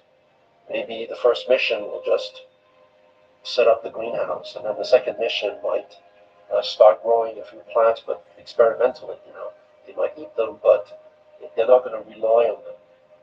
And then maybe it's only with mission number 10 that we'll stop bringing food from the Earth, and we're really going to count on the food that we're growing on Mars. To establish a permanent settlement on Mars won't just require a great deal of time, but will also mean huge technological challenges. Despite the surprising similarities to Earth, Mars is a hostile place for life. As soon as you dig a little bit deeper, you realize that Mars is actually a very different planet compared to the Earth. It's actually lethal for human beings and most life forms that we know of on the Earth. Human survival on Mars would require complex life support measures to be able to face the difficult conditions for life there. The atmosphere is so thin that your blood would boil instantaneously. You would die of depressurization within seconds. If that did not kill you, well, the atmosphere is unbreathable. It's made of carbon dioxide. We need oxygen to breathe. That would kill you within minutes. If that did not kill you, then the dust on Mars is very fine-grained, very abrasive, cutting, and also toxic, chemically toxic. That will kill you in a matter of several weeks.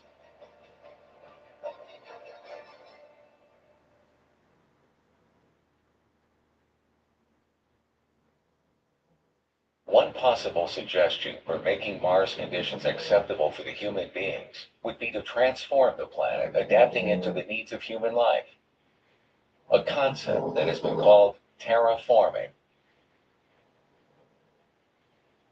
Terraforming would be a process of planetary engineering that allows the creation of a local biosphere similar to Earth's, making the red planet a habitable place for human beings.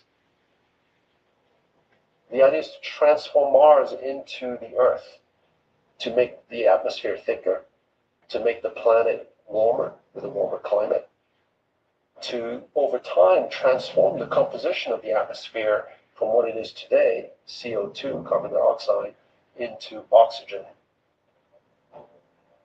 Many scientists using climate models and ecological theories conclude that the terraforming of Mars is a feasible idea.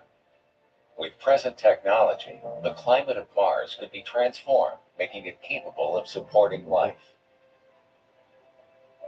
Mars is now very cold, overly dry, and its atmosphere of carbon dioxide is too thin to sustain life.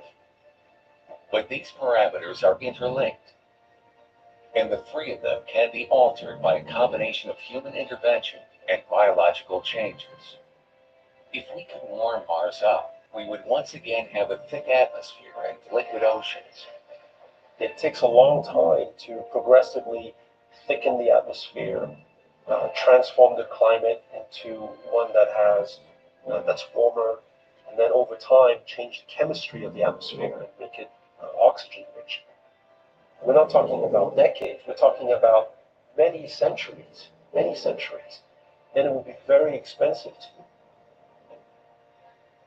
One strategy to warm Mars would be to use orbital mirrors placed in orbit around Mars to increase the total sun exposure it receives.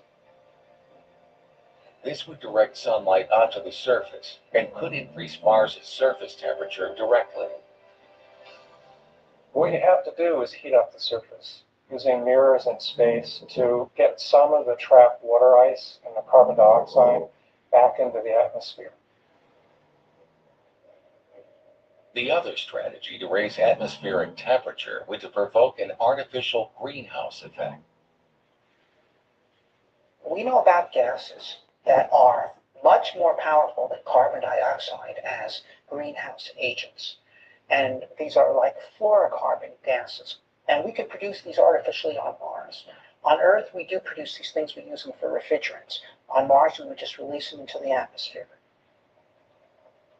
If you warm the planet, it will come out of the soil and it will thicken the atmosphere with massive amounts of carbon dioxide, which we know is also a greenhouse gas. And that would turn the 10 centigrade rise into a 50 centigrade rise. Now, if you had that, then what you would have is really Earth-like temperatures on Mars. And it means that the water that is frozen to the Martian soil would melt and start to flow again. Unfortunately, terraforming Mars is a solution that would require a great deal of time and a huge investment. Therefore, if we want to build a first permanent base there is no option other than to face the challenges involved for human beings to be able to live on Mars. One of the principal challenges among them is to protect against radiation.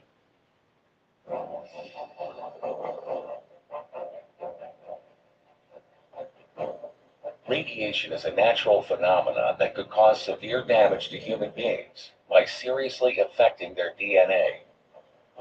The Martian surface has high levels of radiation due to its very thin atmosphere and lacks Earth's global magnetosphere. In addition to this, from time to time there are solar proton events that produce much higher doses of radiation. Mars doesn't have a magnetic field, so galactic cosmic rays get through the thin atmosphere. Solar flares, some of that gets through, and it can disrupt the DNA. So you need a habitat that shields the astronauts. The Mars Odyssey spacecraft measured this cosmic radiation. It found that radiation levels in orbit above Mars are 2.5 times higher than at the International Space Station. A 3-year exposure to such levels would be close to the safety limits currently adopted by NASA. The effects on living organisms have been closely studied. Protons from cosmic radiation may cause twice as much serious damage to DNA as previously estimated, exposing astronauts to greater risk of cancer and other diseases. NASA is exploring a variety of alternative techniques and technologies, such as plasma deflector shields, to protect astronauts and spacecraft from radiation. Nevertheless, a 100% effective technique has not yet been developed.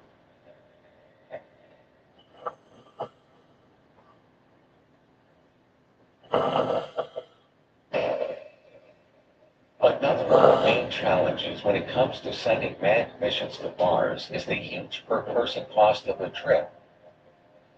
In fact, it would not be at all feasible to create a self-sustaining civilization at its present cost. There are estimates, with the Apollo program as a reference, that calculate the present cost to be around $10 billion per person. It's essential to reduce this cost to undertake the building of a permanent base. This is precisely the goal set by SpaceX company. SpaceX is a very impressive company. It was founded by an entrepreneur named Elon Musk, who really wanted to break the barriers, break the mold of the things that were stopping us from getting to Mars.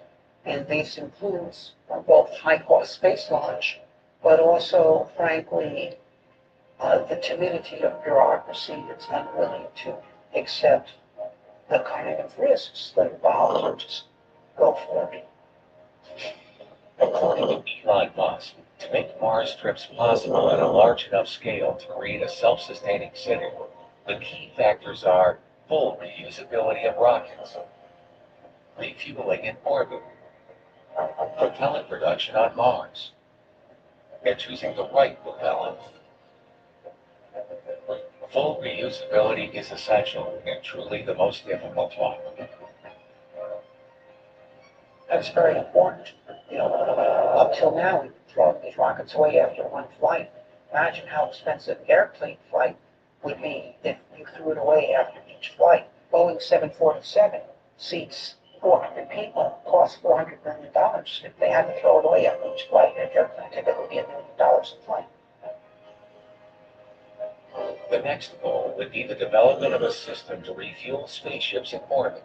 The ships would have dry tanks on leaving the Earth. This would help to reduce the costs rapidly. Finally, the third factor that Elon Musk stresses is the ability to produce propellant on Mars so that spaceships can return to Earth, as well as choosing the right propellant.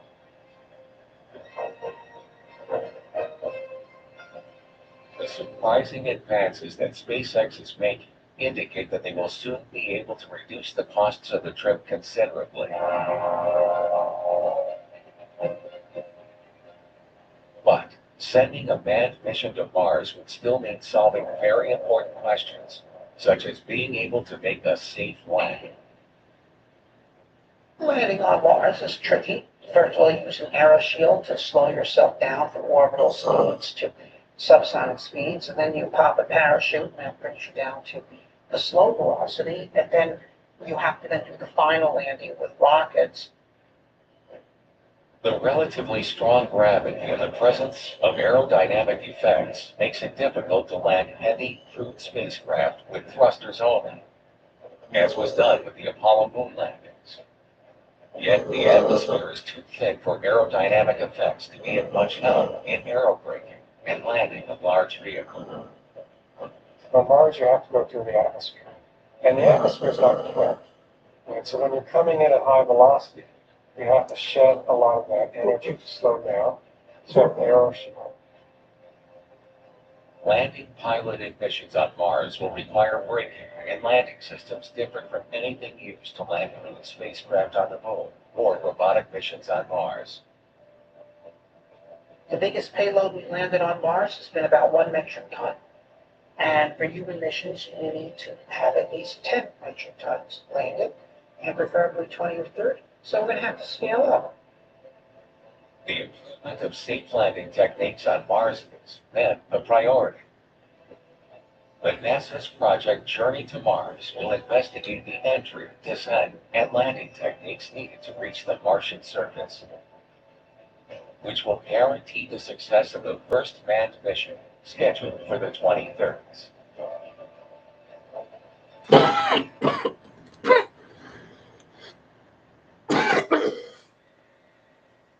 NASA has also already started to study closely what the best location for our first home on Mars would be. These should be locations of high scientific value that would also provide resources to allow human explorers to live on Mars. Go all in. Buy any two Ferrero brands for your chance to win $1 million. Want to make sure you're getting in the right ride every time? Turn on the verification of the Uber app, and your ride will only begin when your driver enters your unique 4-digit passcode. That's safety simplified. Uber. Okay, Martin, time to go out and do it. How much do you think claiming every deduction can save you? No, how much? Do you want to ask the trusted expert? Customers find an average of $6,000 in tax savings. When you're 100% confident in your books, you can 100% focus on doing your business. Wait, let's. No, I don't. Sorry, there's just this woman standing at the desk staring at me. Can I help you? No, I'm all set. I'll let myself in. Thank you. Wait, no, you can't go in there even if you look amazing. Attractive people are the worst. Heck no. Money can't buy happiness. Everyone knows that.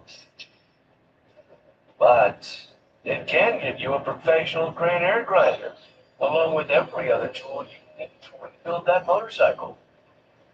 Then when you fire that baby up, it'll make you so happy you'll have rays of sunshine coming out your wazoo. Northern Tool and Equipment. It's serious.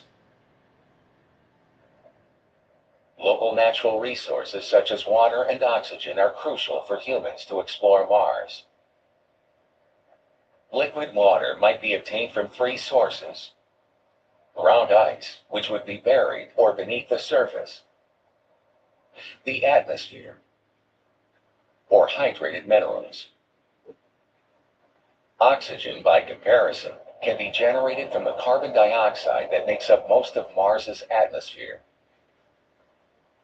There's a lot of disagreement about where the Mars base should be. The poles have an advantage because there's water ice there. But the problem with the pole is it's dark for half a Martian year, which is, say, almost a full Earth year. So that leaves you either with the equator regions or the mid-latitudes. They both have something to argue. The equator is the warmest, varies the least with season. But if you go to mid-latitudes, you can get places that always have at least some sunlight all year long, but which have some water ice too. Not big fields of it like the pole, but nevertheless deposits of water ice that are readily accessible. My favorite site. We call it Noctis Landing, and it's in the western end of Valles Marineris, which is this giant canyon that cuts the surface of Mars. I love this location because it's at the bottom of the canyon, but at the same time it's in an area that's very wide and very open, so that you can see the Earth easily in the sky and maintain communication. Other possible places considered for a first location on Mars are paradoxically outside the planet. They are the small moons Phobos and Deimos. The Martian moons are the sweet spot when it comes to a potential settlement site. We should use Phobos and Deimos as targets. We should send first early crews just to make sure we can travel to Mars and come back safely. Not to get too complicated. That would be already a fantastic adventure. Both of them are much smaller than our moon. Phobos' mean diameter is 14 miles, and Deimos is just 7 miles, while our moon diameter is around 2,100 miles. The fact that they are much smaller means their gravity wells are almost non-existent. so landing and takeoff would be much easier than on the Martian surface. The Martian moons are locked like our moon. They always keep the same face facing Mars. So if you wanted a place to explore Mars robotically, the best place to do that from is from the Mars-facing side of Deimos. Deimos is 20 times closer to Mars than our moon is to the Earth. So the round flight time to control things telerobotically is just a little more than 100 milliseconds. These two little moons, so very close to the planet, might be used as a pit stop for the exploration and future colonization of Mars, and even for the colonization of the asteroids of the main asteroid belt in orbit between Mars and Jupiter. I think that they are very exciting places as a first step for humans to explore Mars. The very first missions to Mars, I think, should not try to land on Mars.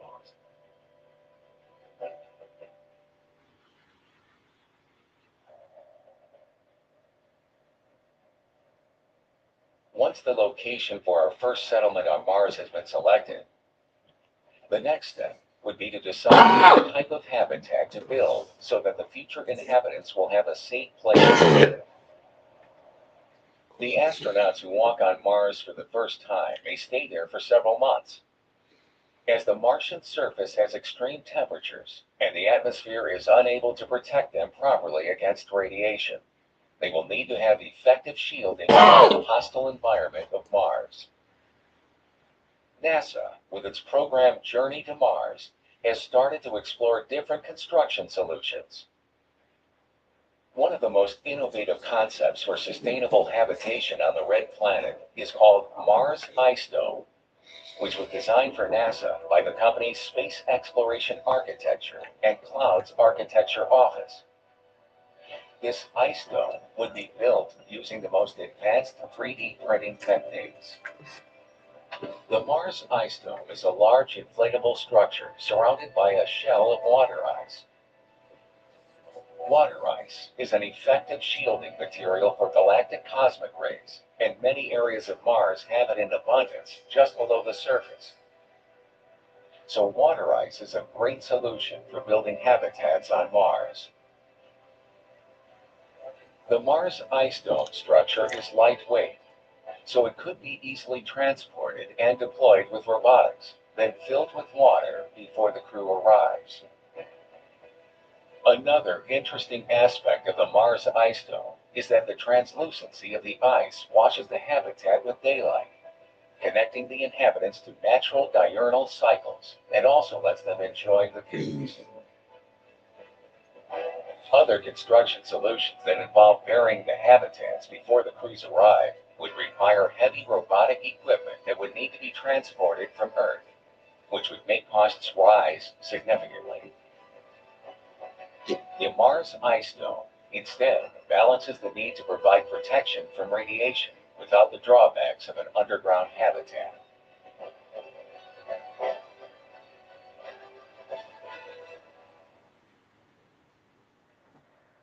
However, to make it possible for human beings to live in a hostile world like the Martian environment, we are going to need more than just a safe habitat. The colonization of Mars will also require a wide variety of equipment to provide services directly to humans, and production equipment used to produce food, water, breathable oxygen, and energy. The first step will be to have life support technologies to recycle air, water, and waste in a closed recycling system and to utilize in situ resources. NASA is already providing advanced life support research and development of innovative technologies. There are two ways to make the life support for a Martian habitat.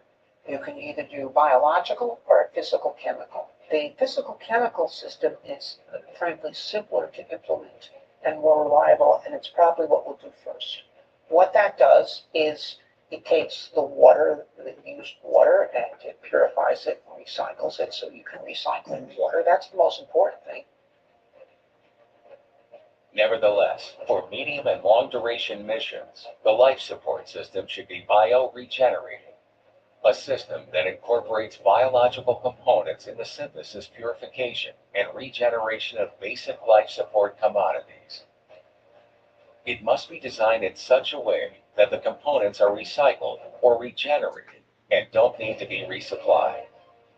Which is using plants. And that's how the Earth does it. The way the Earth's life support system is that we breathe out water and carbon dioxide, and plants turn that into food and oxygen. And ultimately, that's what you're going to want. On a Martian settlement, we're going to want to set up greenhouses. And we will take the carbon dioxide that we breathe out, some of the water that we produce, and we will use it to grow plants. And they'll turn it back into oxygen and into food for the colonists to eat. Those greenhouses will need a reliable source of energy that keep them functioning constantly. In fact, a source of energy for the general supply of the colony will be another key factor. The energy source for growing plants on Mars is going to be Martian sunlight. The solar flux on Mars at the equator is about the same as that on Norway on Earth. If you go to Norway, there are forests, plants grow there, and it's enough. It's enough light to grow plants. Now, of course, the human colony needs more energy than that, just as we need more energy than just outdoor lighting in the daytime, which we use to grow our crops here. And you have basically two choices at first, which is solar energy or nuclear energy. The issue with the solar energy on Mars is that it is not totally reliable. A sandstorm could reduce solar energy for months, which could be fatal for the colony. For a permanent settlement there, we probably need to develop the Mars geothermal potential. But for a first phase, the energy supply would be taken care of with just a small nuclear reactor.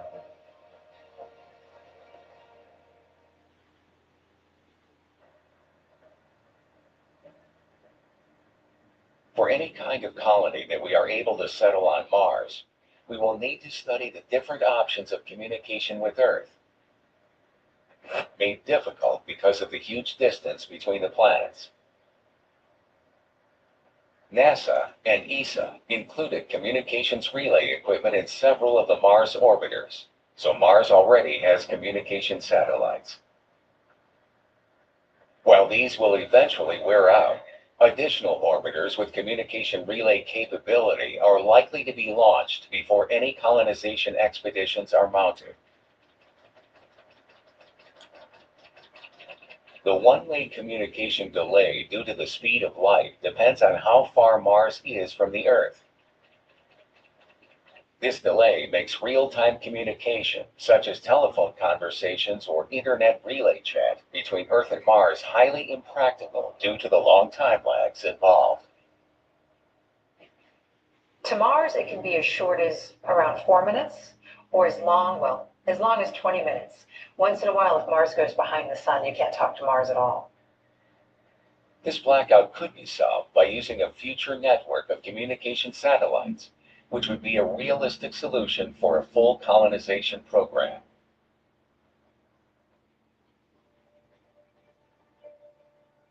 There is no doubt that becoming an interplanetary species will require unprecedented technological and scientific effort.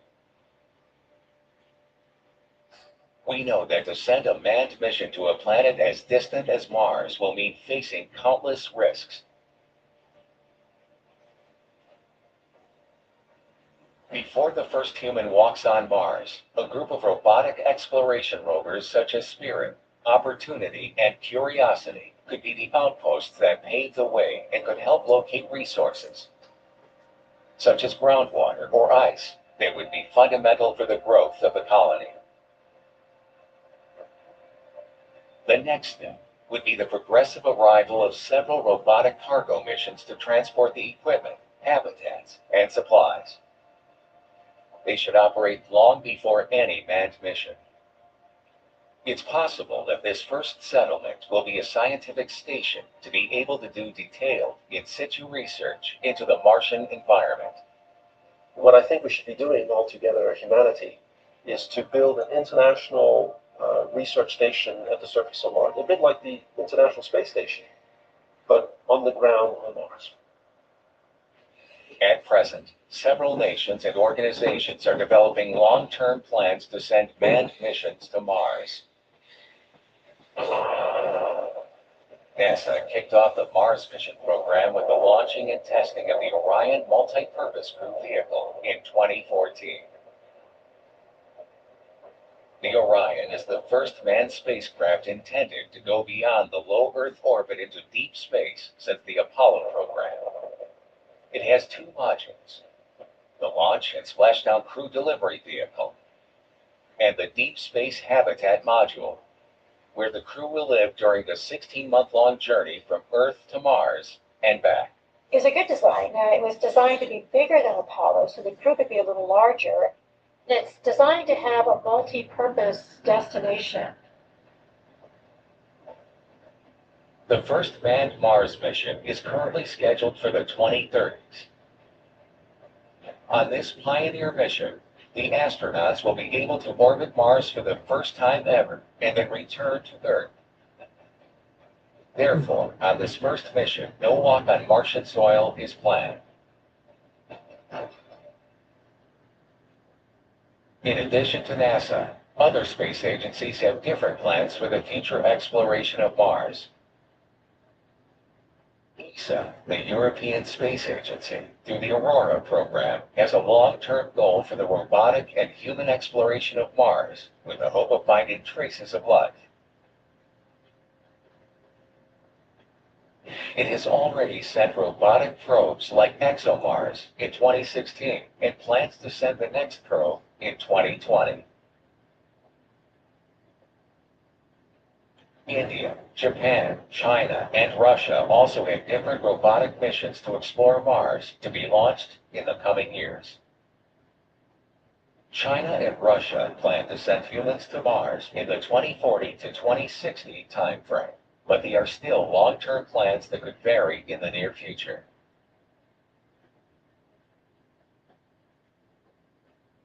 Therefore, the only national space agency that has the clear goal of sending humans to the Red Planet is NASA, through its ambitious plan Journey to Mars for the 2030s.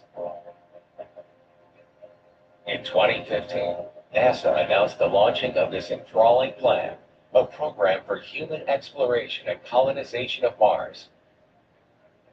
Journey to Mars, that will culminate in a permanent settlement there. It has 3 different phases: Earth-reliant, proving ground, and Earth-independent. The first phase, the Earth-reliant exploration, started a few years ago and should last till 2020. It's focused on research aboard the International Space Station to study the effects of the lack of gravity on the human body during long-duration space missions. The second phase, called Proving Ground, will test the capabilities needed by future Martian pioneers to live on Mars through several missions operating near the Moon. This phase will last till 2030. In the first of these missions, the Orion spacecraft will travel without astronauts thousands of miles beyond the Moon for 3 weeks. The next step will be a similar mission, but with astronauts inside the Orion. This crew will reach a milestone never achieved in the history of mankind. They will travel further from Earth than any humans have ever traveled before. The Orion is bigger. That puts some challenges into it. It'll be able to carry a little larger crew, and it has this multi-destination mission design for it. But again, to land anywhere is still going to require another component. Also in the 2020s, they'll send astronauts on a year-long mission to test and verify survival in deep space as the final step before our arrival on Mars. Finally, the third stage, Earth independent, has as its ultimate goal to send humans into low Mars orbit in the early 2030s. To reach this goal, they will need to test the techniques of entry, descent, and landing on the Martian surface, and analyze how to use the in situ resources.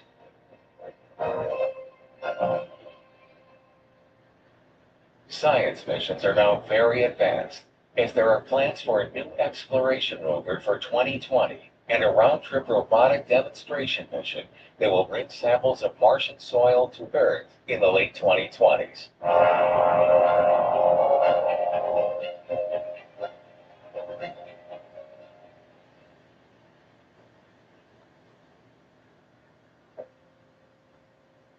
In addition to different space agencies interested in sending manned missions to the Red Planet, there are also several non-governmental organizations and private companies that have shown the clear intention of making the colonization of Mars a reality. One of the most proactive organizations is the Mars Society, which is dedicated to human exploration and settlement of Mars, and has supported Mars analog research stations in Canada and the United States. Its president, Robert Zuber, is a confirmed enthusiast of Mars colonization, as he is sure that nowadays technology is advanced enough to achieve it. I think we could see Mars colonization in our time. We could see it much sooner than most people think. From a technical point of view, we're much closer today to being able to send humans to Mars than they were to being able to send men to the moon in the 1960s, and we were there 8 years after Kennedy's speech. Okay, if we had a president who made a similar bold, brave commitment as Kennedy and stuck with it, we could be on Mars by the end of his or her second term. One of the most advanced private projects which is considering a self-sustaining human colony on Mars is the SpaceX project. The Space Exploration Technologies Corporation, the so-called SpaceX, is an American aerospace company founded in 2002 by Elon Musk, Tesla Motors CEO, and former PayPal entrepreneur, with the long-term goal of developing technologies that will allow a human settlement on the Red Planet to become a reality. Their ultimate aim would be to create a self-sustaining community, not just an outpost, that could grow into a city. To achieve it, Elon Musk states that an essential condition is to radically reduce the costs of the trip. As with the present cost, it would be totally impossible. According to Musk, the key factors to achieving lower costs would be the full reusability of the rockets, refueling in orbit, and propellant production on Mars.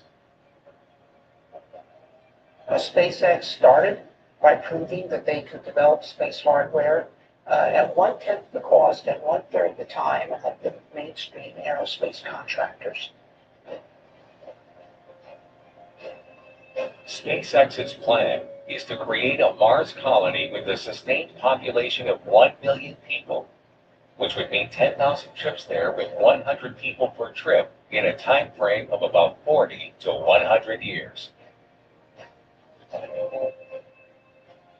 The spaceship is designed with a crew cabin on top and a cargo compartment underneath, with capacity for 450 metric tons of cargo per trip.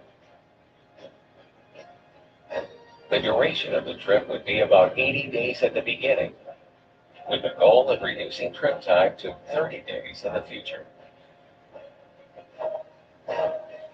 If all the plans are achieved, we would be witness to the arrival of the first crewed flight to Mars in about 10 years' time. Until that incredible milestone is reached, the goal is to send cargo from the very first trips to Mars from now on. Musk might be able to do it. He's going to have to be lucky, okay? He's very brave, he's very determined, but this is a game where you have to do everything right and roll 7-11 or doubles.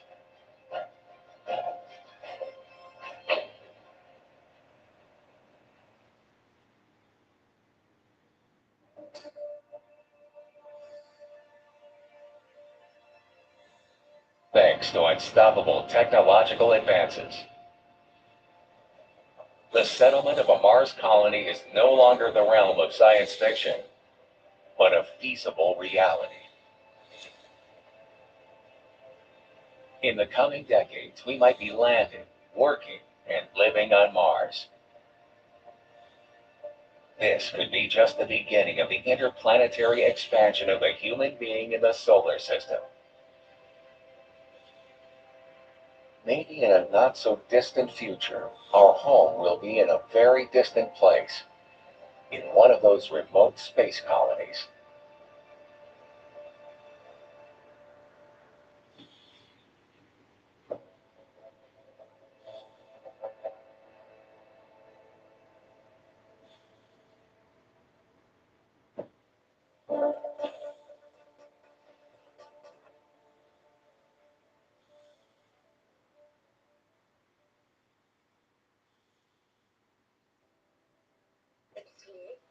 Vanilla. And it reminds me of every dinner that I've had with my mother-in-law. We always end it with multiple desserts. I'm thinking coconuts because we usually do family trips at night time and grab coconuts by the water. It's warm, sort of like the feeling you get when you want to give somebody a hug.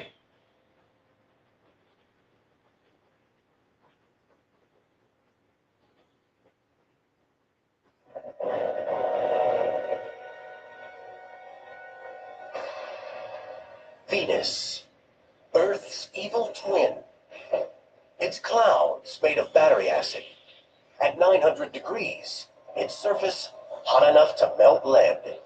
Venus is pretty much like the biblical vision of hell today.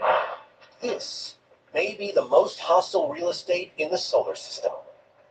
Yet billions of years ago, Venus looked a lot like Earth. Why it changed, nobody knows. A new probe is on a mission to find out. What turned Venus from a promising Eden into an infernal wasteland? And is Earth destined to end up like Venus?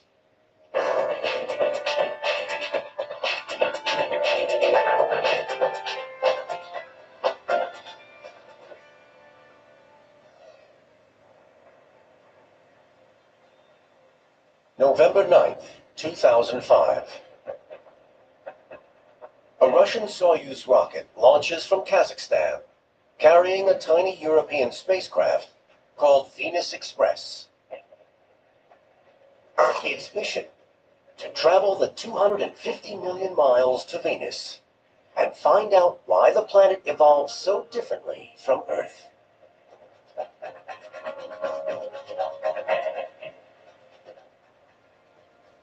For centuries, Venus' surface remained an enigma, obscured by layers of dense clouds. Because Venus is closer to the Sun than Earth, scientists assumed it would be hot and humid. Some even imagined a tropical paradise. The perfect hothouse for life. Venus should be about the same temperature as the Earth. And that's what we thought back in the 50s and the early 60s. We thought Venus should be like Miami, Florida. What was really going on beneath the clouds? In the 1960s and 70s, while NASA explored Mars, the Soviet Union launched a probe to Venus. Codenamed Venera, the craft beamed back the first images of the planet's surface.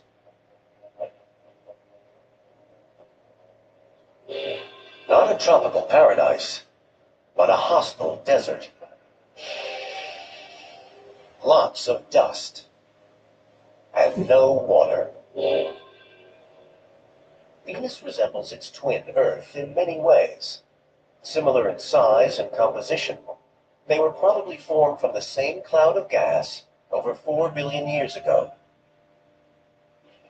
But unlike Earth, 85% of its surface is made up of extinct volcanoes and solidified lava. The clouds are composed of deadly sulfuric acid. atmospheric pressure is 90 times greater than on Earth, enough to crush a car. But the biggest surprise is temperature. The atmosphere is nearly all carbon dioxide.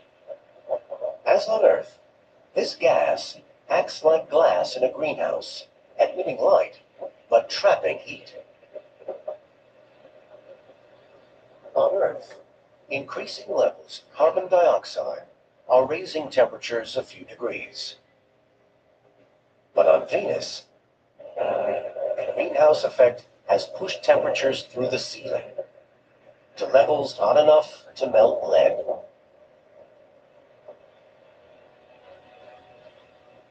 We get there to find out that it's 900 degrees Fahrenheit, and it was very shocking. The surface is so hot, rocks glow in the dark. Venus would disorient a visitor from Earth. Under permanent cloud cover, you'd lose your bearings. No stars, no sun, no shadows. To find out how these two identical twins, Venus and Earth, grew to be so different, Venus Express carries state-of-the-art instruments designed to unlock the planet's secrets. But the spacecraft's first challenge is just getting there in one piece. 5 months, 250 million miles later, the spacecraft nears Venus, at the most dangerous stage. To achieve orbit will take perfect speed and timing. Space is never really safe. There's always something that can go wrong, and you have to kind of provide for contingencies for that. Too fast, and Venus Express will fly off into endless space. Too slow, and the planet's gravitational pull will bring it crashing to the surface. The actual day of arrival, you have about an hour and a half. It's really kind of tricky. You want to make sure you hit the right spot relative to Venus and that you're bending around Venus the right way.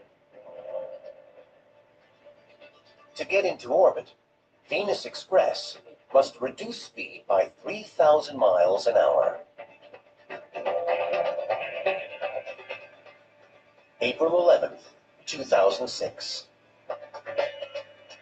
The engine fires to slow down the craft.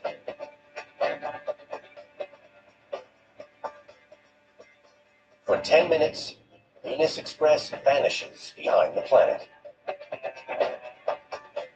If it fails to achieve orbit, it's lost. No second chances. A 4-year mission hangs on hitting the brakes just right. The most critical maneuver is happening out of sight, out of sound from the Earth. So it's a very harrowing time because you do lose communications for 10 minutes, and everybody's on pins and needles to see what happens. At 9:57 a.m., Venus Express transmits a signal to Earth. The spacecraft's pioneering orbit begins. A multi-million-dollar quest to unlock Venus's secrets. But first, it has to get closer. On an elliptical course around the planet's poles, the craft drops down from 40,000 miles above the surface to just 155 miles. Now, the work begins. The technology on board is a quantum leap forward from the last mission to Venus in 1990. Before, a probe couldn't analyze Venus's surface without landing. All the probes had a short life, crushed by the pressure, melted by the heat, and corroded by the acid. With this mission, scientists have found a way to study the surface without landing and keep their probes safe.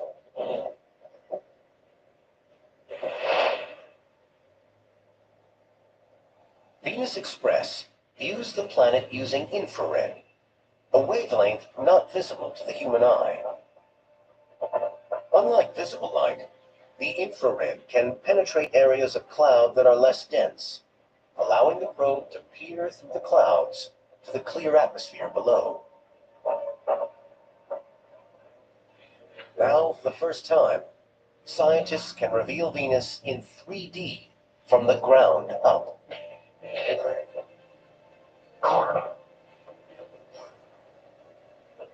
With Venus, when you look with the visible eye, you're limited to the very top 1% of the atmosphere. The upper regions, you see these hazes. When you get the ability to look with the infrared light, it allows you to pierce right through all these hazes and see down much lower into the atmosphere. In fact, you can go to the surface. From 155 miles up, scientists will exploit these infrared windows to map the surface in detail never before seen. Their map will document exactly how Venus and Earth differ.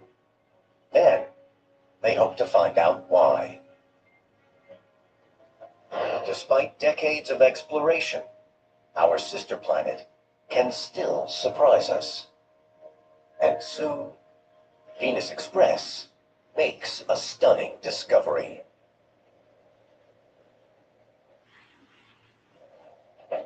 A spacecraft orbits Venus on a mission to solve a mystery.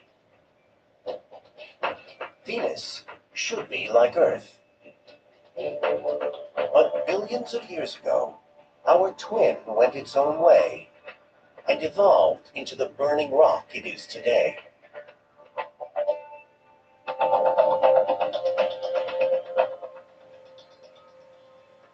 While studying the outer edge of the atmosphere, Venus Express discovers the first clue to what went wrong. It detects particles escaping into space, mainly helium, hydrogen, and oxygen. Hydrogen and oxygen make water. For years, scientists debated whether Venus's atmosphere held any water. Some argued if early Earth had water, so did Venus. Perhaps enough to form an ocean covering 90% of the planet. Yet Venus Express detects only a small amount of water vapor in the atmosphere. If you condensed all that vapor onto the whole planet, it would create a layer of water barely an inch deep. If Venus once had a vast ocean, what happened to it? Most scientists once thought it simply boiled away. But as Venus Express orbits the planet, scientists are forming a new theory. They believe the culprit is still the sun, but the cause is more than simple evaporation. The sun sustains life on Earth. It also blasts out a constant stream of deadly charged particles. They race out at speeds of up to 1,800,000 miles an hour. It's called the solar wind, and it can devastate unprotected planets. Man, when did help get so ludicrous? Turns out trying it all doesn't always add up. Mark. Thankfully, I take one a day to make sure I'm getting key nutrients daily. One a day, the one for you.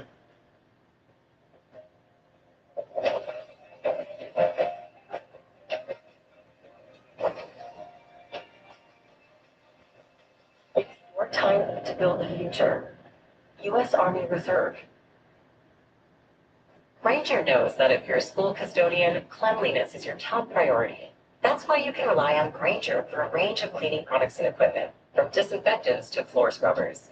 Ranger, for the ones, get it done.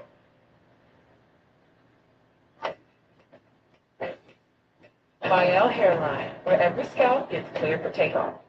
Oh, look, I'm bottomless! Just like bottomless apps for $9.99 at Buffalo Wild Wings. That's right, you can get bottomless hot steaks, fried pickles, and so much more for you and all your bottomless friends.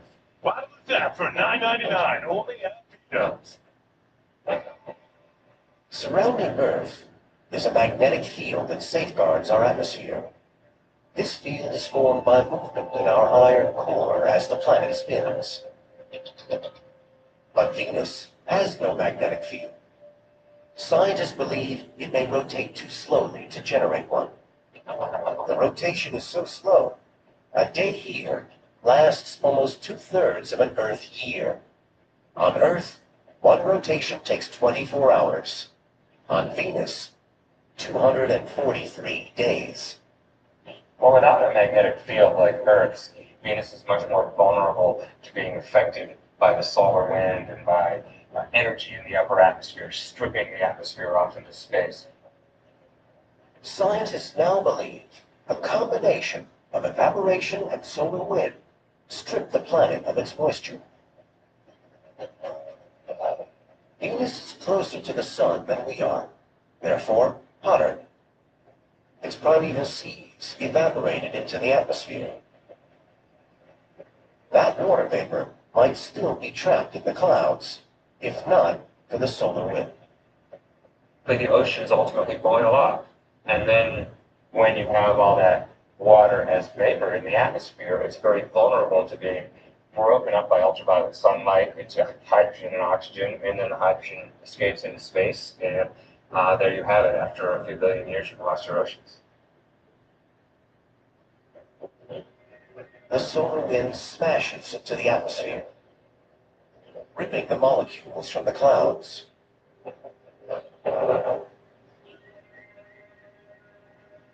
Over billions of years, the water is lost in space. The oxygen and hydrogen detected in the atmosphere are the last drops of those ancient oceans. Loss of water turned Venus from a warm, wet planet to a burning rock. The atmosphere changed too, from water vapor to carbon dioxide. Ancient volcanoes released trillions of tons of CO2 and set off a chain reaction, a runaway greenhouse effect, leading to global warming gone mad. The energy for both climate and weather on planets all comes from sunlight.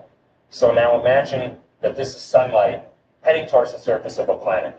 And on a planet like Earth, where there's not much atmosphere, as represented by these atmospheric molecules here in blue, most of the sunlight will miss the atmosphere and just make it to the surface. And occasionally you'll have sunlight scattering off an atmospheric molecule. But for the most part, you just have these yellow rays of sunlight reflecting off the surface. Now, let's set up again and look at what happens on Venus. And I'm putting much more gas in the atmosphere because now we're simulating Venus, which has 100 times as thick an atmosphere as Earth. Okay, so here's our thick Venusian atmosphere. Here we are back out in space, and let's see what happens to the sunlight in this much thicker atmosphere on Venus. And you'll see maybe a very occasional ray of sunlight hits the surface, but in almost all cases, it gets absorbed in the atmosphere. The trapped sunlight heats up Venus's atmosphere, and any sunlight that reaches the surface worsens the situation. So here we are on Venus, a hot surface, radiating infrared. And is it making it out into space? Generally, no. Not only is it getting absorbed into the atmosphere, but some of it is bouncing back to the surface. And so on Venus, the infrared radiation is trapped by the thick atmosphere, and the surface and the atmosphere end up heating up. The process resembles what's happening on Earth, but on Venus, it's out of control. Earth's twin is now the hottest planet in our solar system, even hotter than Mercury, the planet closest to the Sun. Venus is the poster child for climate catastrophe, devastating global warming, and a cosmic hellhole. If Earth were nearer to the Sun, it would look like Venus. A major difference between Earth and Venus in terms of the evolution of the planets is all about Venus being closer to the Sun. We think that they formed kind of as identical twins, and then it's a different sort of experience of growing up in slightly different neighborhoods closer to the Sun and farther from the Sun that led to this huge divergence we see today. Life on Earth may be a lucky break, but in the end, we share the same fate. If you think of the long-term future of the Earth, Earth will go the direction of Venus because the Sun is heating up. And I'm not talking about on a short time scale. If we think about billions of years in the future, cosmological time scales, then Earth is destined to end up like Venus. Scientists long guessed Venus was once like Earth. Venus Express has shown how it evolved into a barren world. More revelations lie beneath the clouds. On the surface, the clouds look calm.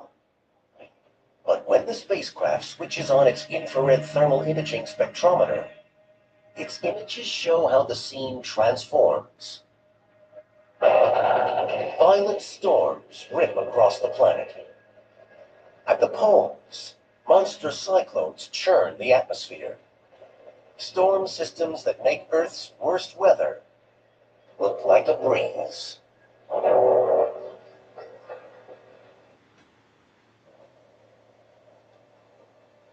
As scientists study this mysterious planet, they make a startling observation. While Venus rotates slowly, its atmospheric winds travel fast. Venus Express observes winds circling the planet in a mere 4 Earth days. That's 60 times faster than the planet's rotation speed. Scientists call this superrotation. If Earth were like Venus, winds would whip around the planet in just 30 minutes. A speed of 50,000 miles per hour. Think about the rotation of the Earth. You've got the rotation rate of the solid planet, 24 hours, and then the atmosphere sort of going along for the ride. But with Venus, it's almost as if the atmosphere doesn't really care what the solid surface is doing. It's got a mind of its own, and it's rotating much faster than the solid surface. On Earth, wind speed nearly matches rotation speed. So why do Venus's winds travel so much faster than the planet spins? The answer lies in the clouds. On Venus, the cloud layer is up to 12 miles thick. So thick, only a small amount of solar energy reaches the surface.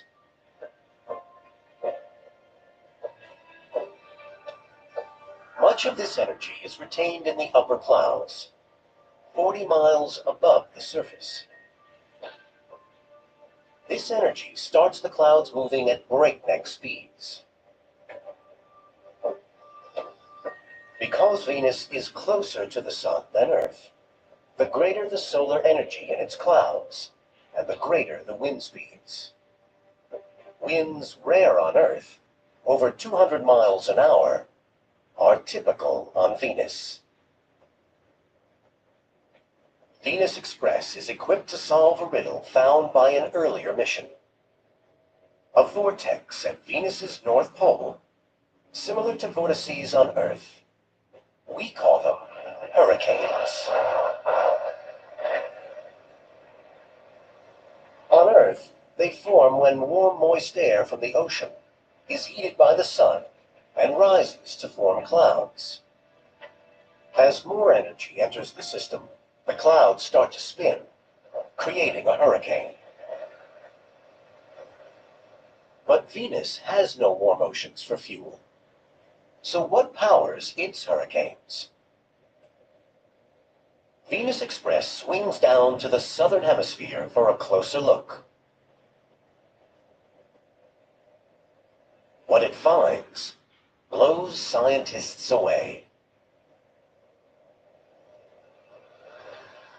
A vast hurricane-like vortex, 1,200 miles wide and 13 miles deep, 4 times larger than the largest hurricane on Earth. Not one, but 2 rotating eyes.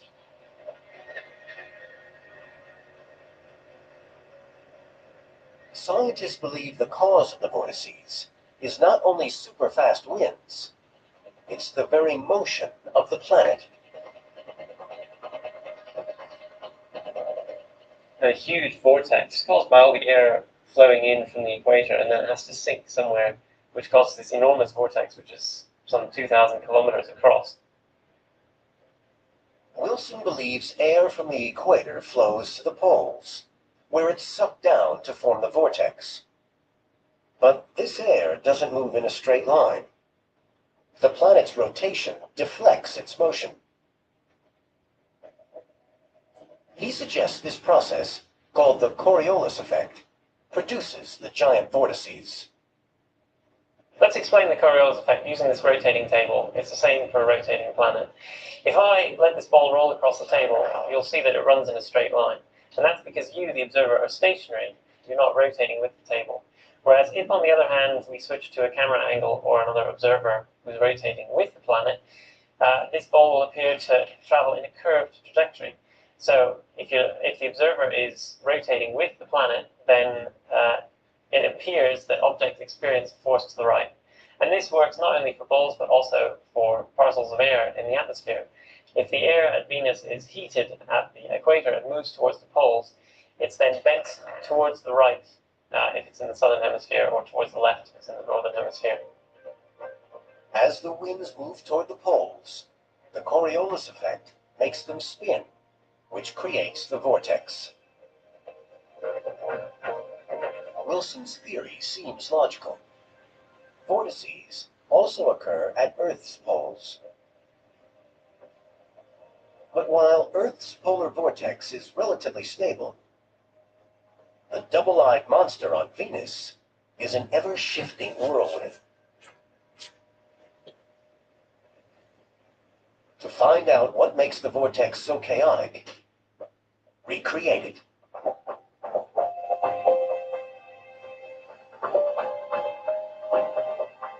Wilson uses water to simulate Venus's atmosphere. We've got the rotating atmosphere simulated by the rotating tank, and then we've got this thin ring here which spins at a different speed, faster than the rest of the atmosphere. And what we find is that the flow in this region is unstable, sort of oscillates in and out. And we think that's quite representative of what happens around the edges of the polar vortex on Venus. When Wilson adds dye, his simulation reveals the shifting shapes at the edge of the vortex. Hydrate, dominate! I'm hydrating, I'm dominating and hydrating. Not just anyone can service a machine like these, which is why there's serious demand for trained aviation maintenance techs. At Aviation Institute of Maintenance, you'll train with FAA-certified instructors who share years of experience and connect you to an industry that needs you. Want to train here every day? It's worth the effort. If this looks like your dream job, now's the time to start. Visit us online to learn more. Turn on PIN verification in the Uber app so you always know you're getting into the right ride.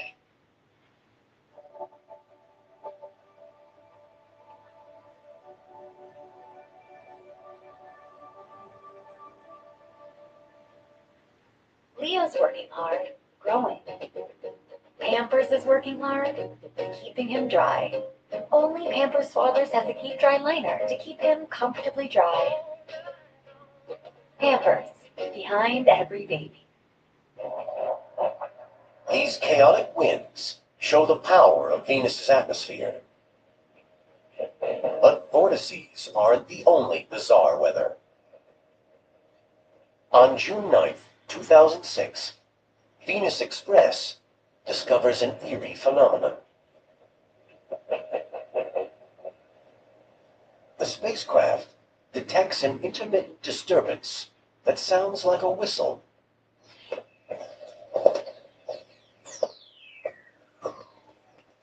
A brief, low-frequency electromagnetic burst. This is the actual recording. To anyone else, baffling. But to the mission team, a revelation. The signature of lightning. UCLA's Professor Christopher Russell has long believed lightning occurs on Venus. The spacecraft's discovery presents a riddle. On Earth, water drives thunderstorms. Warm, moist air collides with cold air. Water droplets and ice crystals rub together, creating positive and negative charges. The electrical buildup discharges as lightning. Venus's atmosphere has little water. Most of it has been stripped away by the solar wind. So what else could produce lightning? Thanks to data from Venus Express, a controversial theory gathers new weight. Russell's candidate for the cause of lightning? Clouds of sulfuric acid.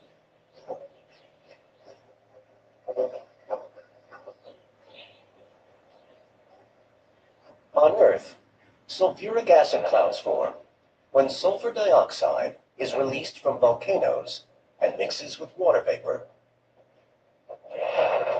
The same thing happens on Venus. 2 decades ago, Project Magellan, the first spacecraft to map Venus, discovered widespread evidence of a volcanic past. Over eons, volcanoes release trillions of tons of sulfur dioxide. Some remained as a gas. The rest mixed with water vapor to form sulfuric acid clouds.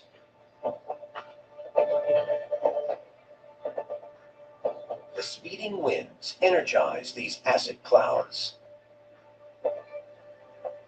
and create ideal conditions for lightning.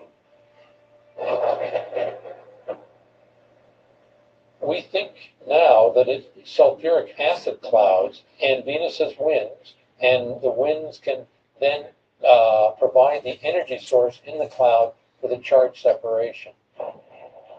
Sulfuric acid does on Venus what water does on Earth. Acid drops rub together and create positive and negative charges. I was looking for lightning and looking for the proof that it really existed, and to find it is like a personal victory. The discovery of lightning is electrifying. Lightning is an ingredient of life. An even greater shock was in store. The hellish planet might not be dead. Eons ago, Venus's volcanoes spewed out vast clouds of sulfur. But today, tests show the level of sulfur is fluctuating. Since volcanoes discharge lots of sulfur only when they erupt, the fluctuations mean one thing. The volcanoes on Venus must still be active. Scientists have found active volcanoes in only a few places besides Earth. In 2007, the New Horizons probe captured an eruption on Io, one of Jupiter's moons.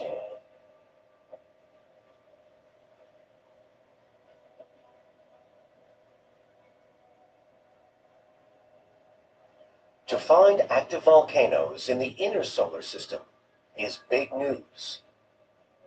It means Venus may not be a dead rock, but a living planet.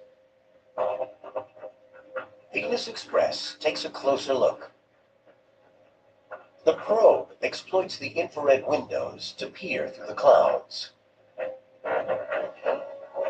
Below, mountains and valleys, smooth plains, impact craters, and flat-top features like pancakes, all made of lava. 85% of Venus' surface is paved with lava. Why so much? Puzzled scientists. To understand Venus' vast lava fields, scientists look to its calmer twin. Earth's crust is made up of interlocking tectonic plates that drift over its liquid mantle. Most of our planet's volcanic activity is found where these plates move together or pull apart, allowing heat from the core to escape. No mission has ever found evidence of plate tectonics on Venus. Its crust is solid.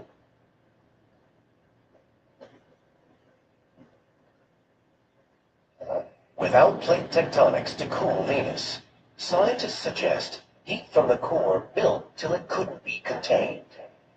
Then virtually the whole planet erupted, releasing so much lava it recycled the crust and resurfaced the planet. This is a demonstration of the Venus resurfacing. We're going to demonstrate with some pudding in a pan over a hot plate. And this heat from the hot plate represents radioactive heat from the inside of Venus. And here we're seeing the first signs of the interior heating the crust on the surface. And that crust is stagnant. It's not moving, it's keeping the heat inside. And perhaps at this moment, the surface might even crack in some places. And the molten material, the molten rock under the crust would erupt and flow out onto the surface, covering up all the craters and all the mountains. And at this point, we can see several small volcanic eruptions along those fissures.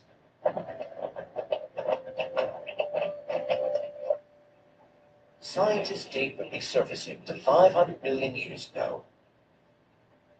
A slow process that took tens of millions of years. This cataclysmic series of eruptions released trillions of tons of sulfur dioxide and carbon dioxide, replenishing what the solar wind removed. Yet surveys of Venus reveal not all the planet was resurfaced. Rocks in the highlands are much older than the lava covering most of the planet. They offer a clue to conditions in the distant past. Kevin Baines discovered these rocks weren't born on dry land. On Venus, most of the rocks are basalts made out of volcanoes spewing out the lava. But we found a very interesting result in the last few months. That is, the highlands are special. On the highlands, the tall mountains of Venus, we're finding evidence of rocks that were created in the presence of water, as if millions of years ago they were formed perhaps in an ocean, and then geologic processes have risen them up since then. The rocks provide hard proof that Venus once had oceans, which raises a provocative question. On Earth, life began in the oceans. The other ingredient to kickstart life is lightning. And lightning occurs on Venus. If Venus had water and lightning, did it once have life?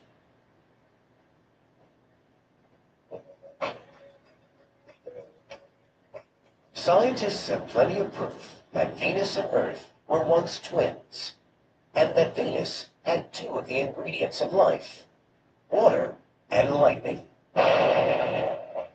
Lightning is important because it's something that produces exotic species. For example, nitrogen and oxygen combine to produce nitrogen oxide, which are important for life and important for producing chemicals that can't be produced any other way in a planetary environment.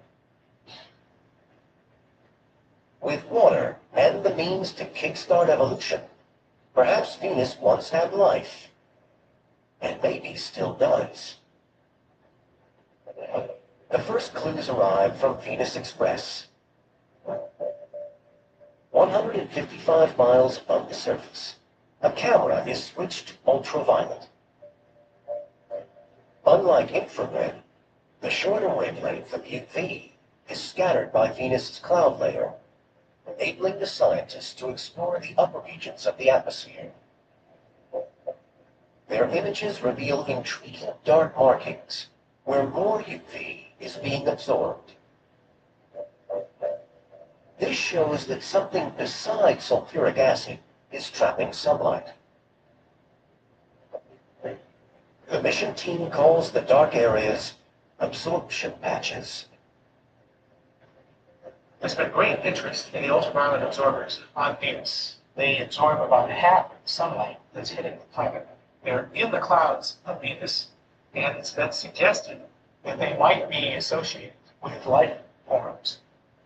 Life forms, like microbes, living in hurricane-force winds and sulfuric acid clouds, using UV light in some weird photosynthesis. But what kind of life could survive such conditions? Biologist Lynn Rothschild studies organisms that live in extreme environments. She has discovered microbes called extremophiles thriving in some of the harshest conditions on Earth. Like Yellowstone National Park, the highest concentration of thermal springs in the world, it opens a window to how life might survive on Venus.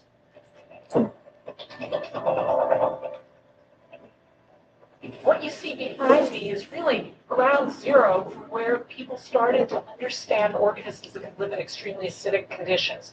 Before that, people thought conditions like lemon juice would be totally outside the realm of where a living organism could be. These geysers, powered by volcanoes, mimic conditions on Venus, hot and acidic. This stream is just phenomenal. It's about pH 3, it's about 40 degrees centigrade, a little hotter than warm to the touch. Actually, it's fairly warm to the touch. What you see in here is almost a pure culture of some red algae. I know it looks green, but they are actually red algae that don't have a red pigment. Extremophiles like these can survive in battery acid and temperatures above boiling point. These organisms have evolved to survive not only the heat and the acid, but levels of other chemicals that would kill most life. These particular organisms, Cyanidium, are really neat because not only do they live at low pH and in warm temperatures, and they photosynthesize, but they've been shown to be able to survive in pure CO2, pure carbon dioxide. Even Venus doesn't have as high a carbon dioxide level as that. The organisms show life can survive hot, acidic carbon dioxide-rich environments, like Venus.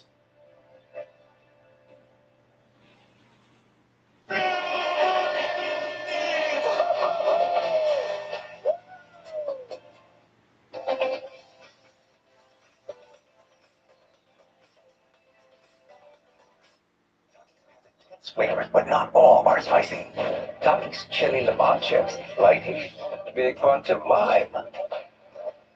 Chuckles, Fuego chips, only a few reach this level. Jockey's all intense, not all spicy.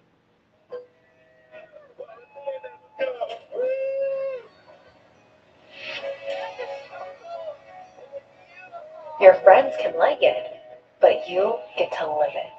Plan your next memory at gatlinburg.com.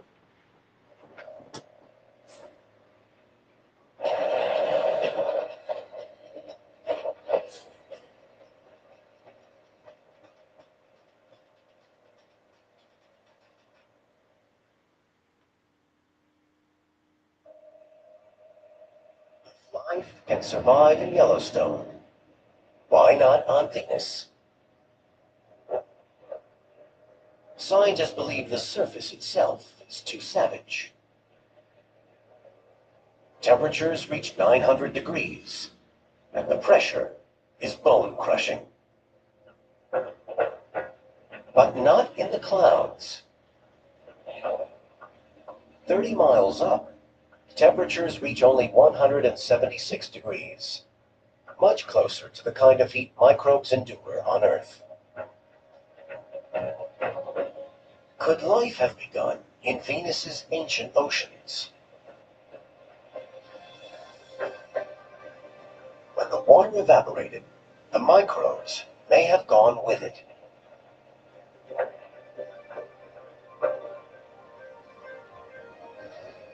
Here, in the cooler acidic clouds, they could survive.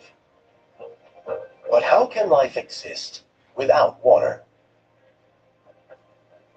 There is water vapor up in the clouds in Venus, and we have some indication that organisms on the Earth, for example, lichens, can use water vapor as their source of water. So that's pretty encouraging for life in the clouds, at least in terms of having water available.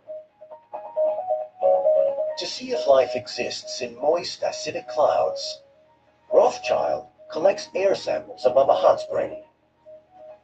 The acidic steam mimics the clouds of Venus.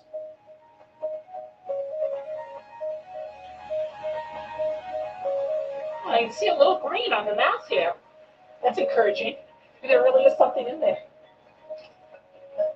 Analysis shows microbes can exist in hot acidic steam, suggesting life may survive in Venus's clouds. To further test the theory, Lynn sends organisms high into the atmosphere. She's launched a whole spectrum of microbes.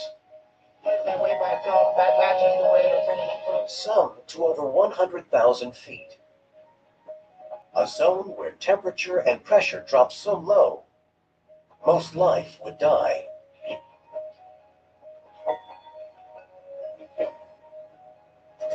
Let's hope we put enough in it. Many of her subjects survived. Some researchers have even found organisms that can reproduce high up in the atmosphere. The clouds on Venus are continuous and long-lived. So you can imagine creatures that live in the clouds and reproduce in the clouds and even seed other cloud particles. And they're not going to last forever because they're going to fall out. But as long as they last long enough to reproduce themselves, then you could have a self-sustaining colony of life in the clouds. Research shows life in hot acidic clouds is theoretically possible. Perhaps microbes live in the clouds of Venus. Those strange dark patches. Venus Express has traveled 87 million miles around the planet and completed 100 weeks of collecting data. It proved that Venus once looked like Earth. A habitable climate, vast oceans, perhaps even life. But too near the sun, Venus was doomed. Earth blossomed, Venus burned. Yet even here, life may thrive. Maybe tucked in blankets of clouds. We may have to wait years for the secret to be revealed. But someday, another mission to Venus may find the holy grail of space. Life beyond our world.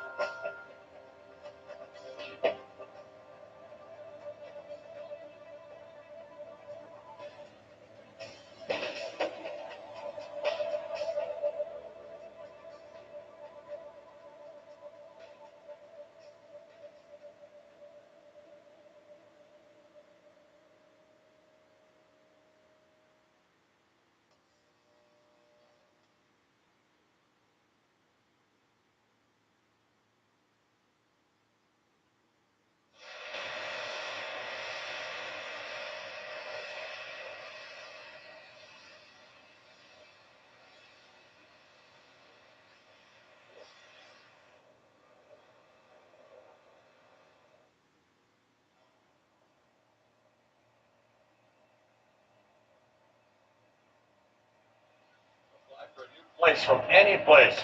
Just a single click. Appointments.com, a place to find a place.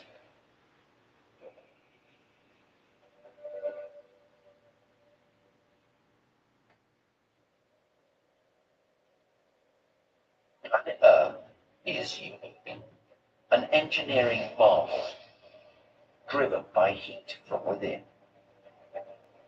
The latest information from satellite maps, sonar and radar images have been brought together to create this. A virtual planet Earth. The Earth is a machine. This is how it works.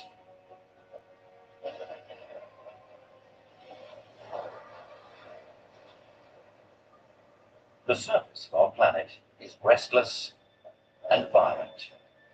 Every day there are volcanic eruptions and damaging earthquakes. The Earth machine is in constant motion, driven by forces unleashed deep within.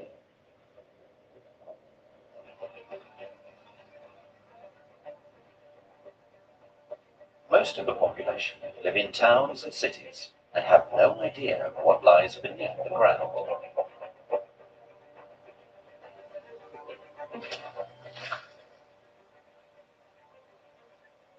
If we looked up the sidewalk, what would we see?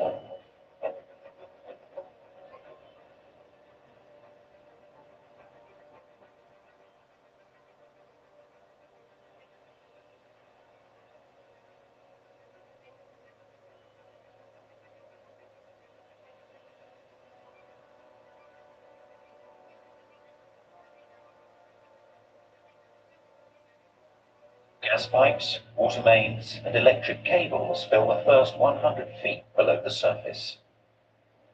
Most subway tunnels are no more than 200 feet below the ground. 300 feet down, the matrix that supports the city disappears. No human being has been more than 2.5 miles below the Earth's surface.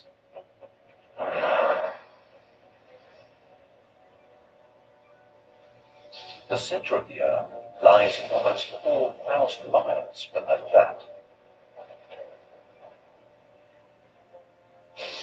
The Earth's inner core, a giant ball of metal.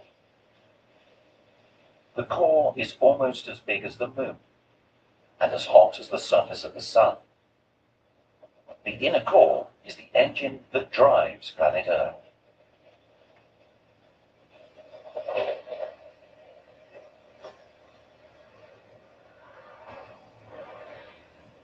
It radiates heat, which rises back up to the surface. It's a process that began when the Earth was formed 4.6 billion years ago. At that time, the planet was a ball of superhot lava. Over millions of years, it cooled and formed a thin crust of solid rock. A new type of lava erupted and burst through the cracks in the crust. This rock was lighter and formed plates that floated higher on the crust to create the areas that are now land. The lava also released something else. Two elements, hydrogen and oxygen, combined to create H2O, better known as water.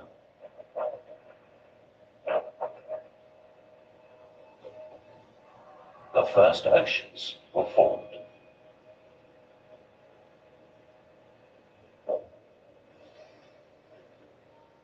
The Earth machine had created the outer surface of the planet.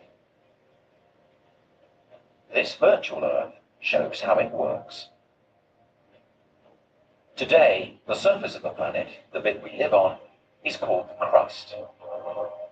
If the Earth were an apple, the crust would be no thicker than the apple's skin, ranging from 3 to 45 miles thick. The crust covers the entire surface of the planet, including the seafloor. But it's not one single piece. The crust is broken up into 14 huge tectonic plates. The boiling heat below the crust, the center of the Earth, keeps these plates constantly on the move, up to 6 inches every year.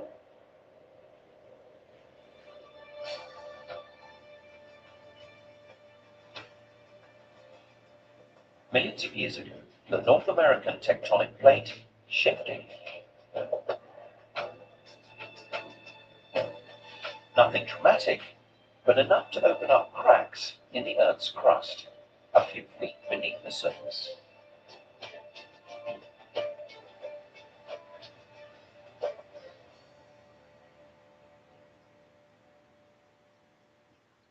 Water seeped down into the cracks and eroded it to create one of the most incredible natural structures on the planet.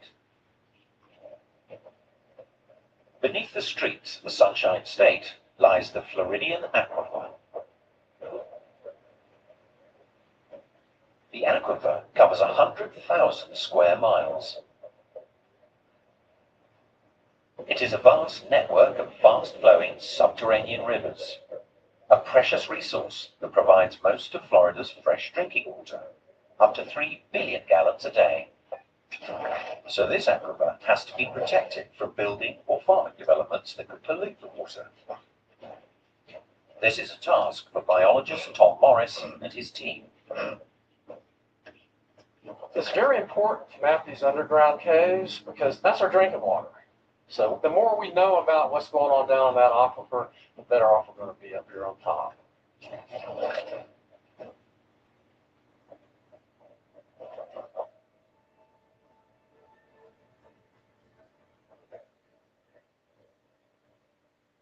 Tom and his team squeeze through cracks in the bed of the lake that leads to the aquifer.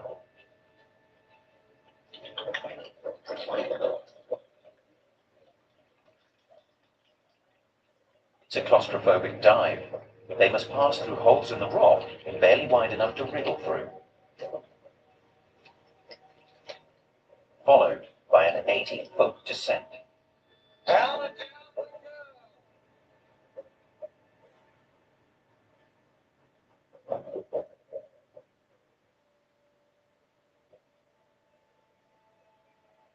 On the surface, a radio engineer maps the diver's exact location with a transponder system.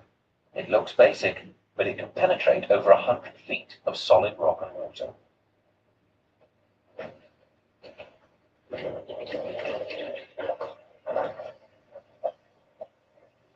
Far below, Tom has reached the aquifer. Okay, I just...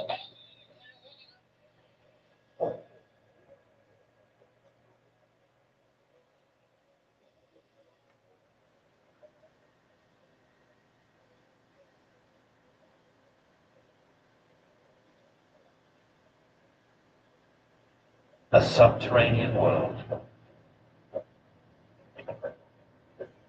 Unseen, unmapped, beneath the golf courses, parking lots, and shopping malls of Florida. The aquifer extends under the whole of Florida and into 4 other southern states. Around the world, there's more water held in underground aquifers like this than in all the lakes and rivers on the surface.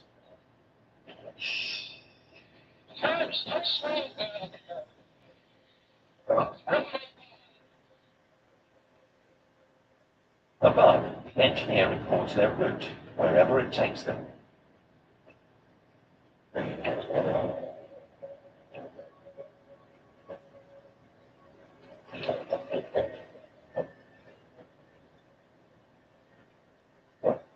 After half an hour, another section of the Floridian Aquifer has been successfully surveyed. Now the divers must either retrace their path or find an exit before their oxygen runs out.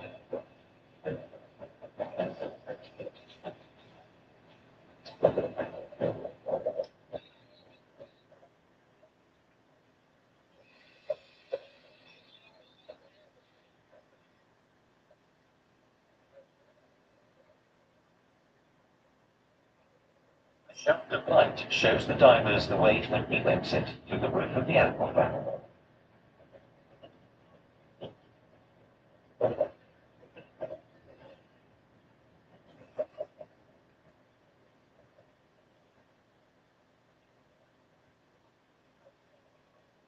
This is very conspicuous. We can now, instead of getting in 1,500 feet or so back that way, and fucking that strong flow and using so much air up, we can come here and start fresh. Head on upstream.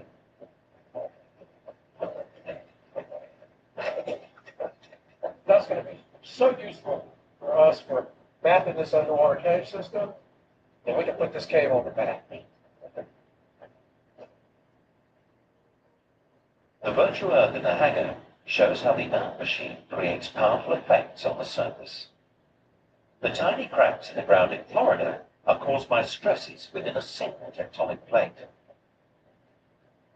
However, when two tectonic plates crunch together, they create huge splits in the ground.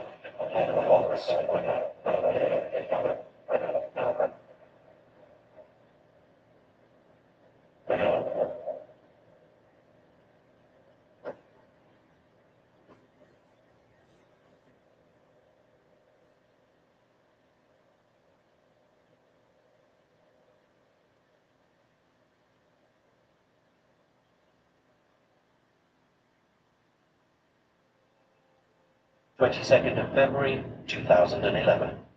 The cathedral spire in Christchurch, New Zealand falls as an earthquake leaves 182 dead.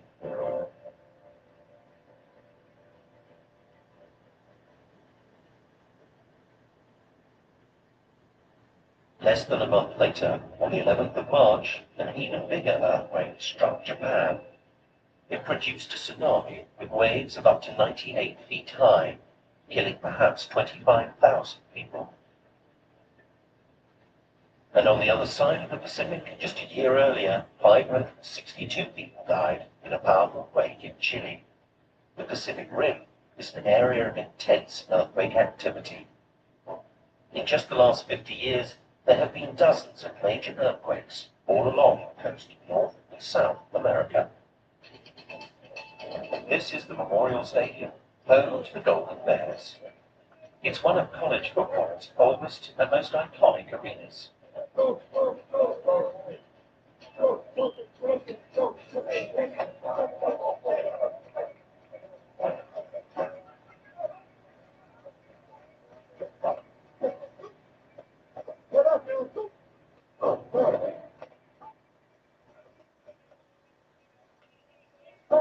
But the stadium is in trouble.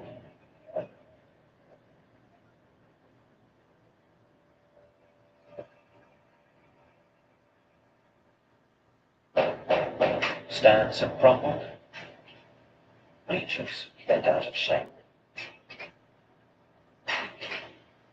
A fault line runs right underneath the stadium, from goalpost to goalpost. The Bears must protect the stadium from future earthquakes.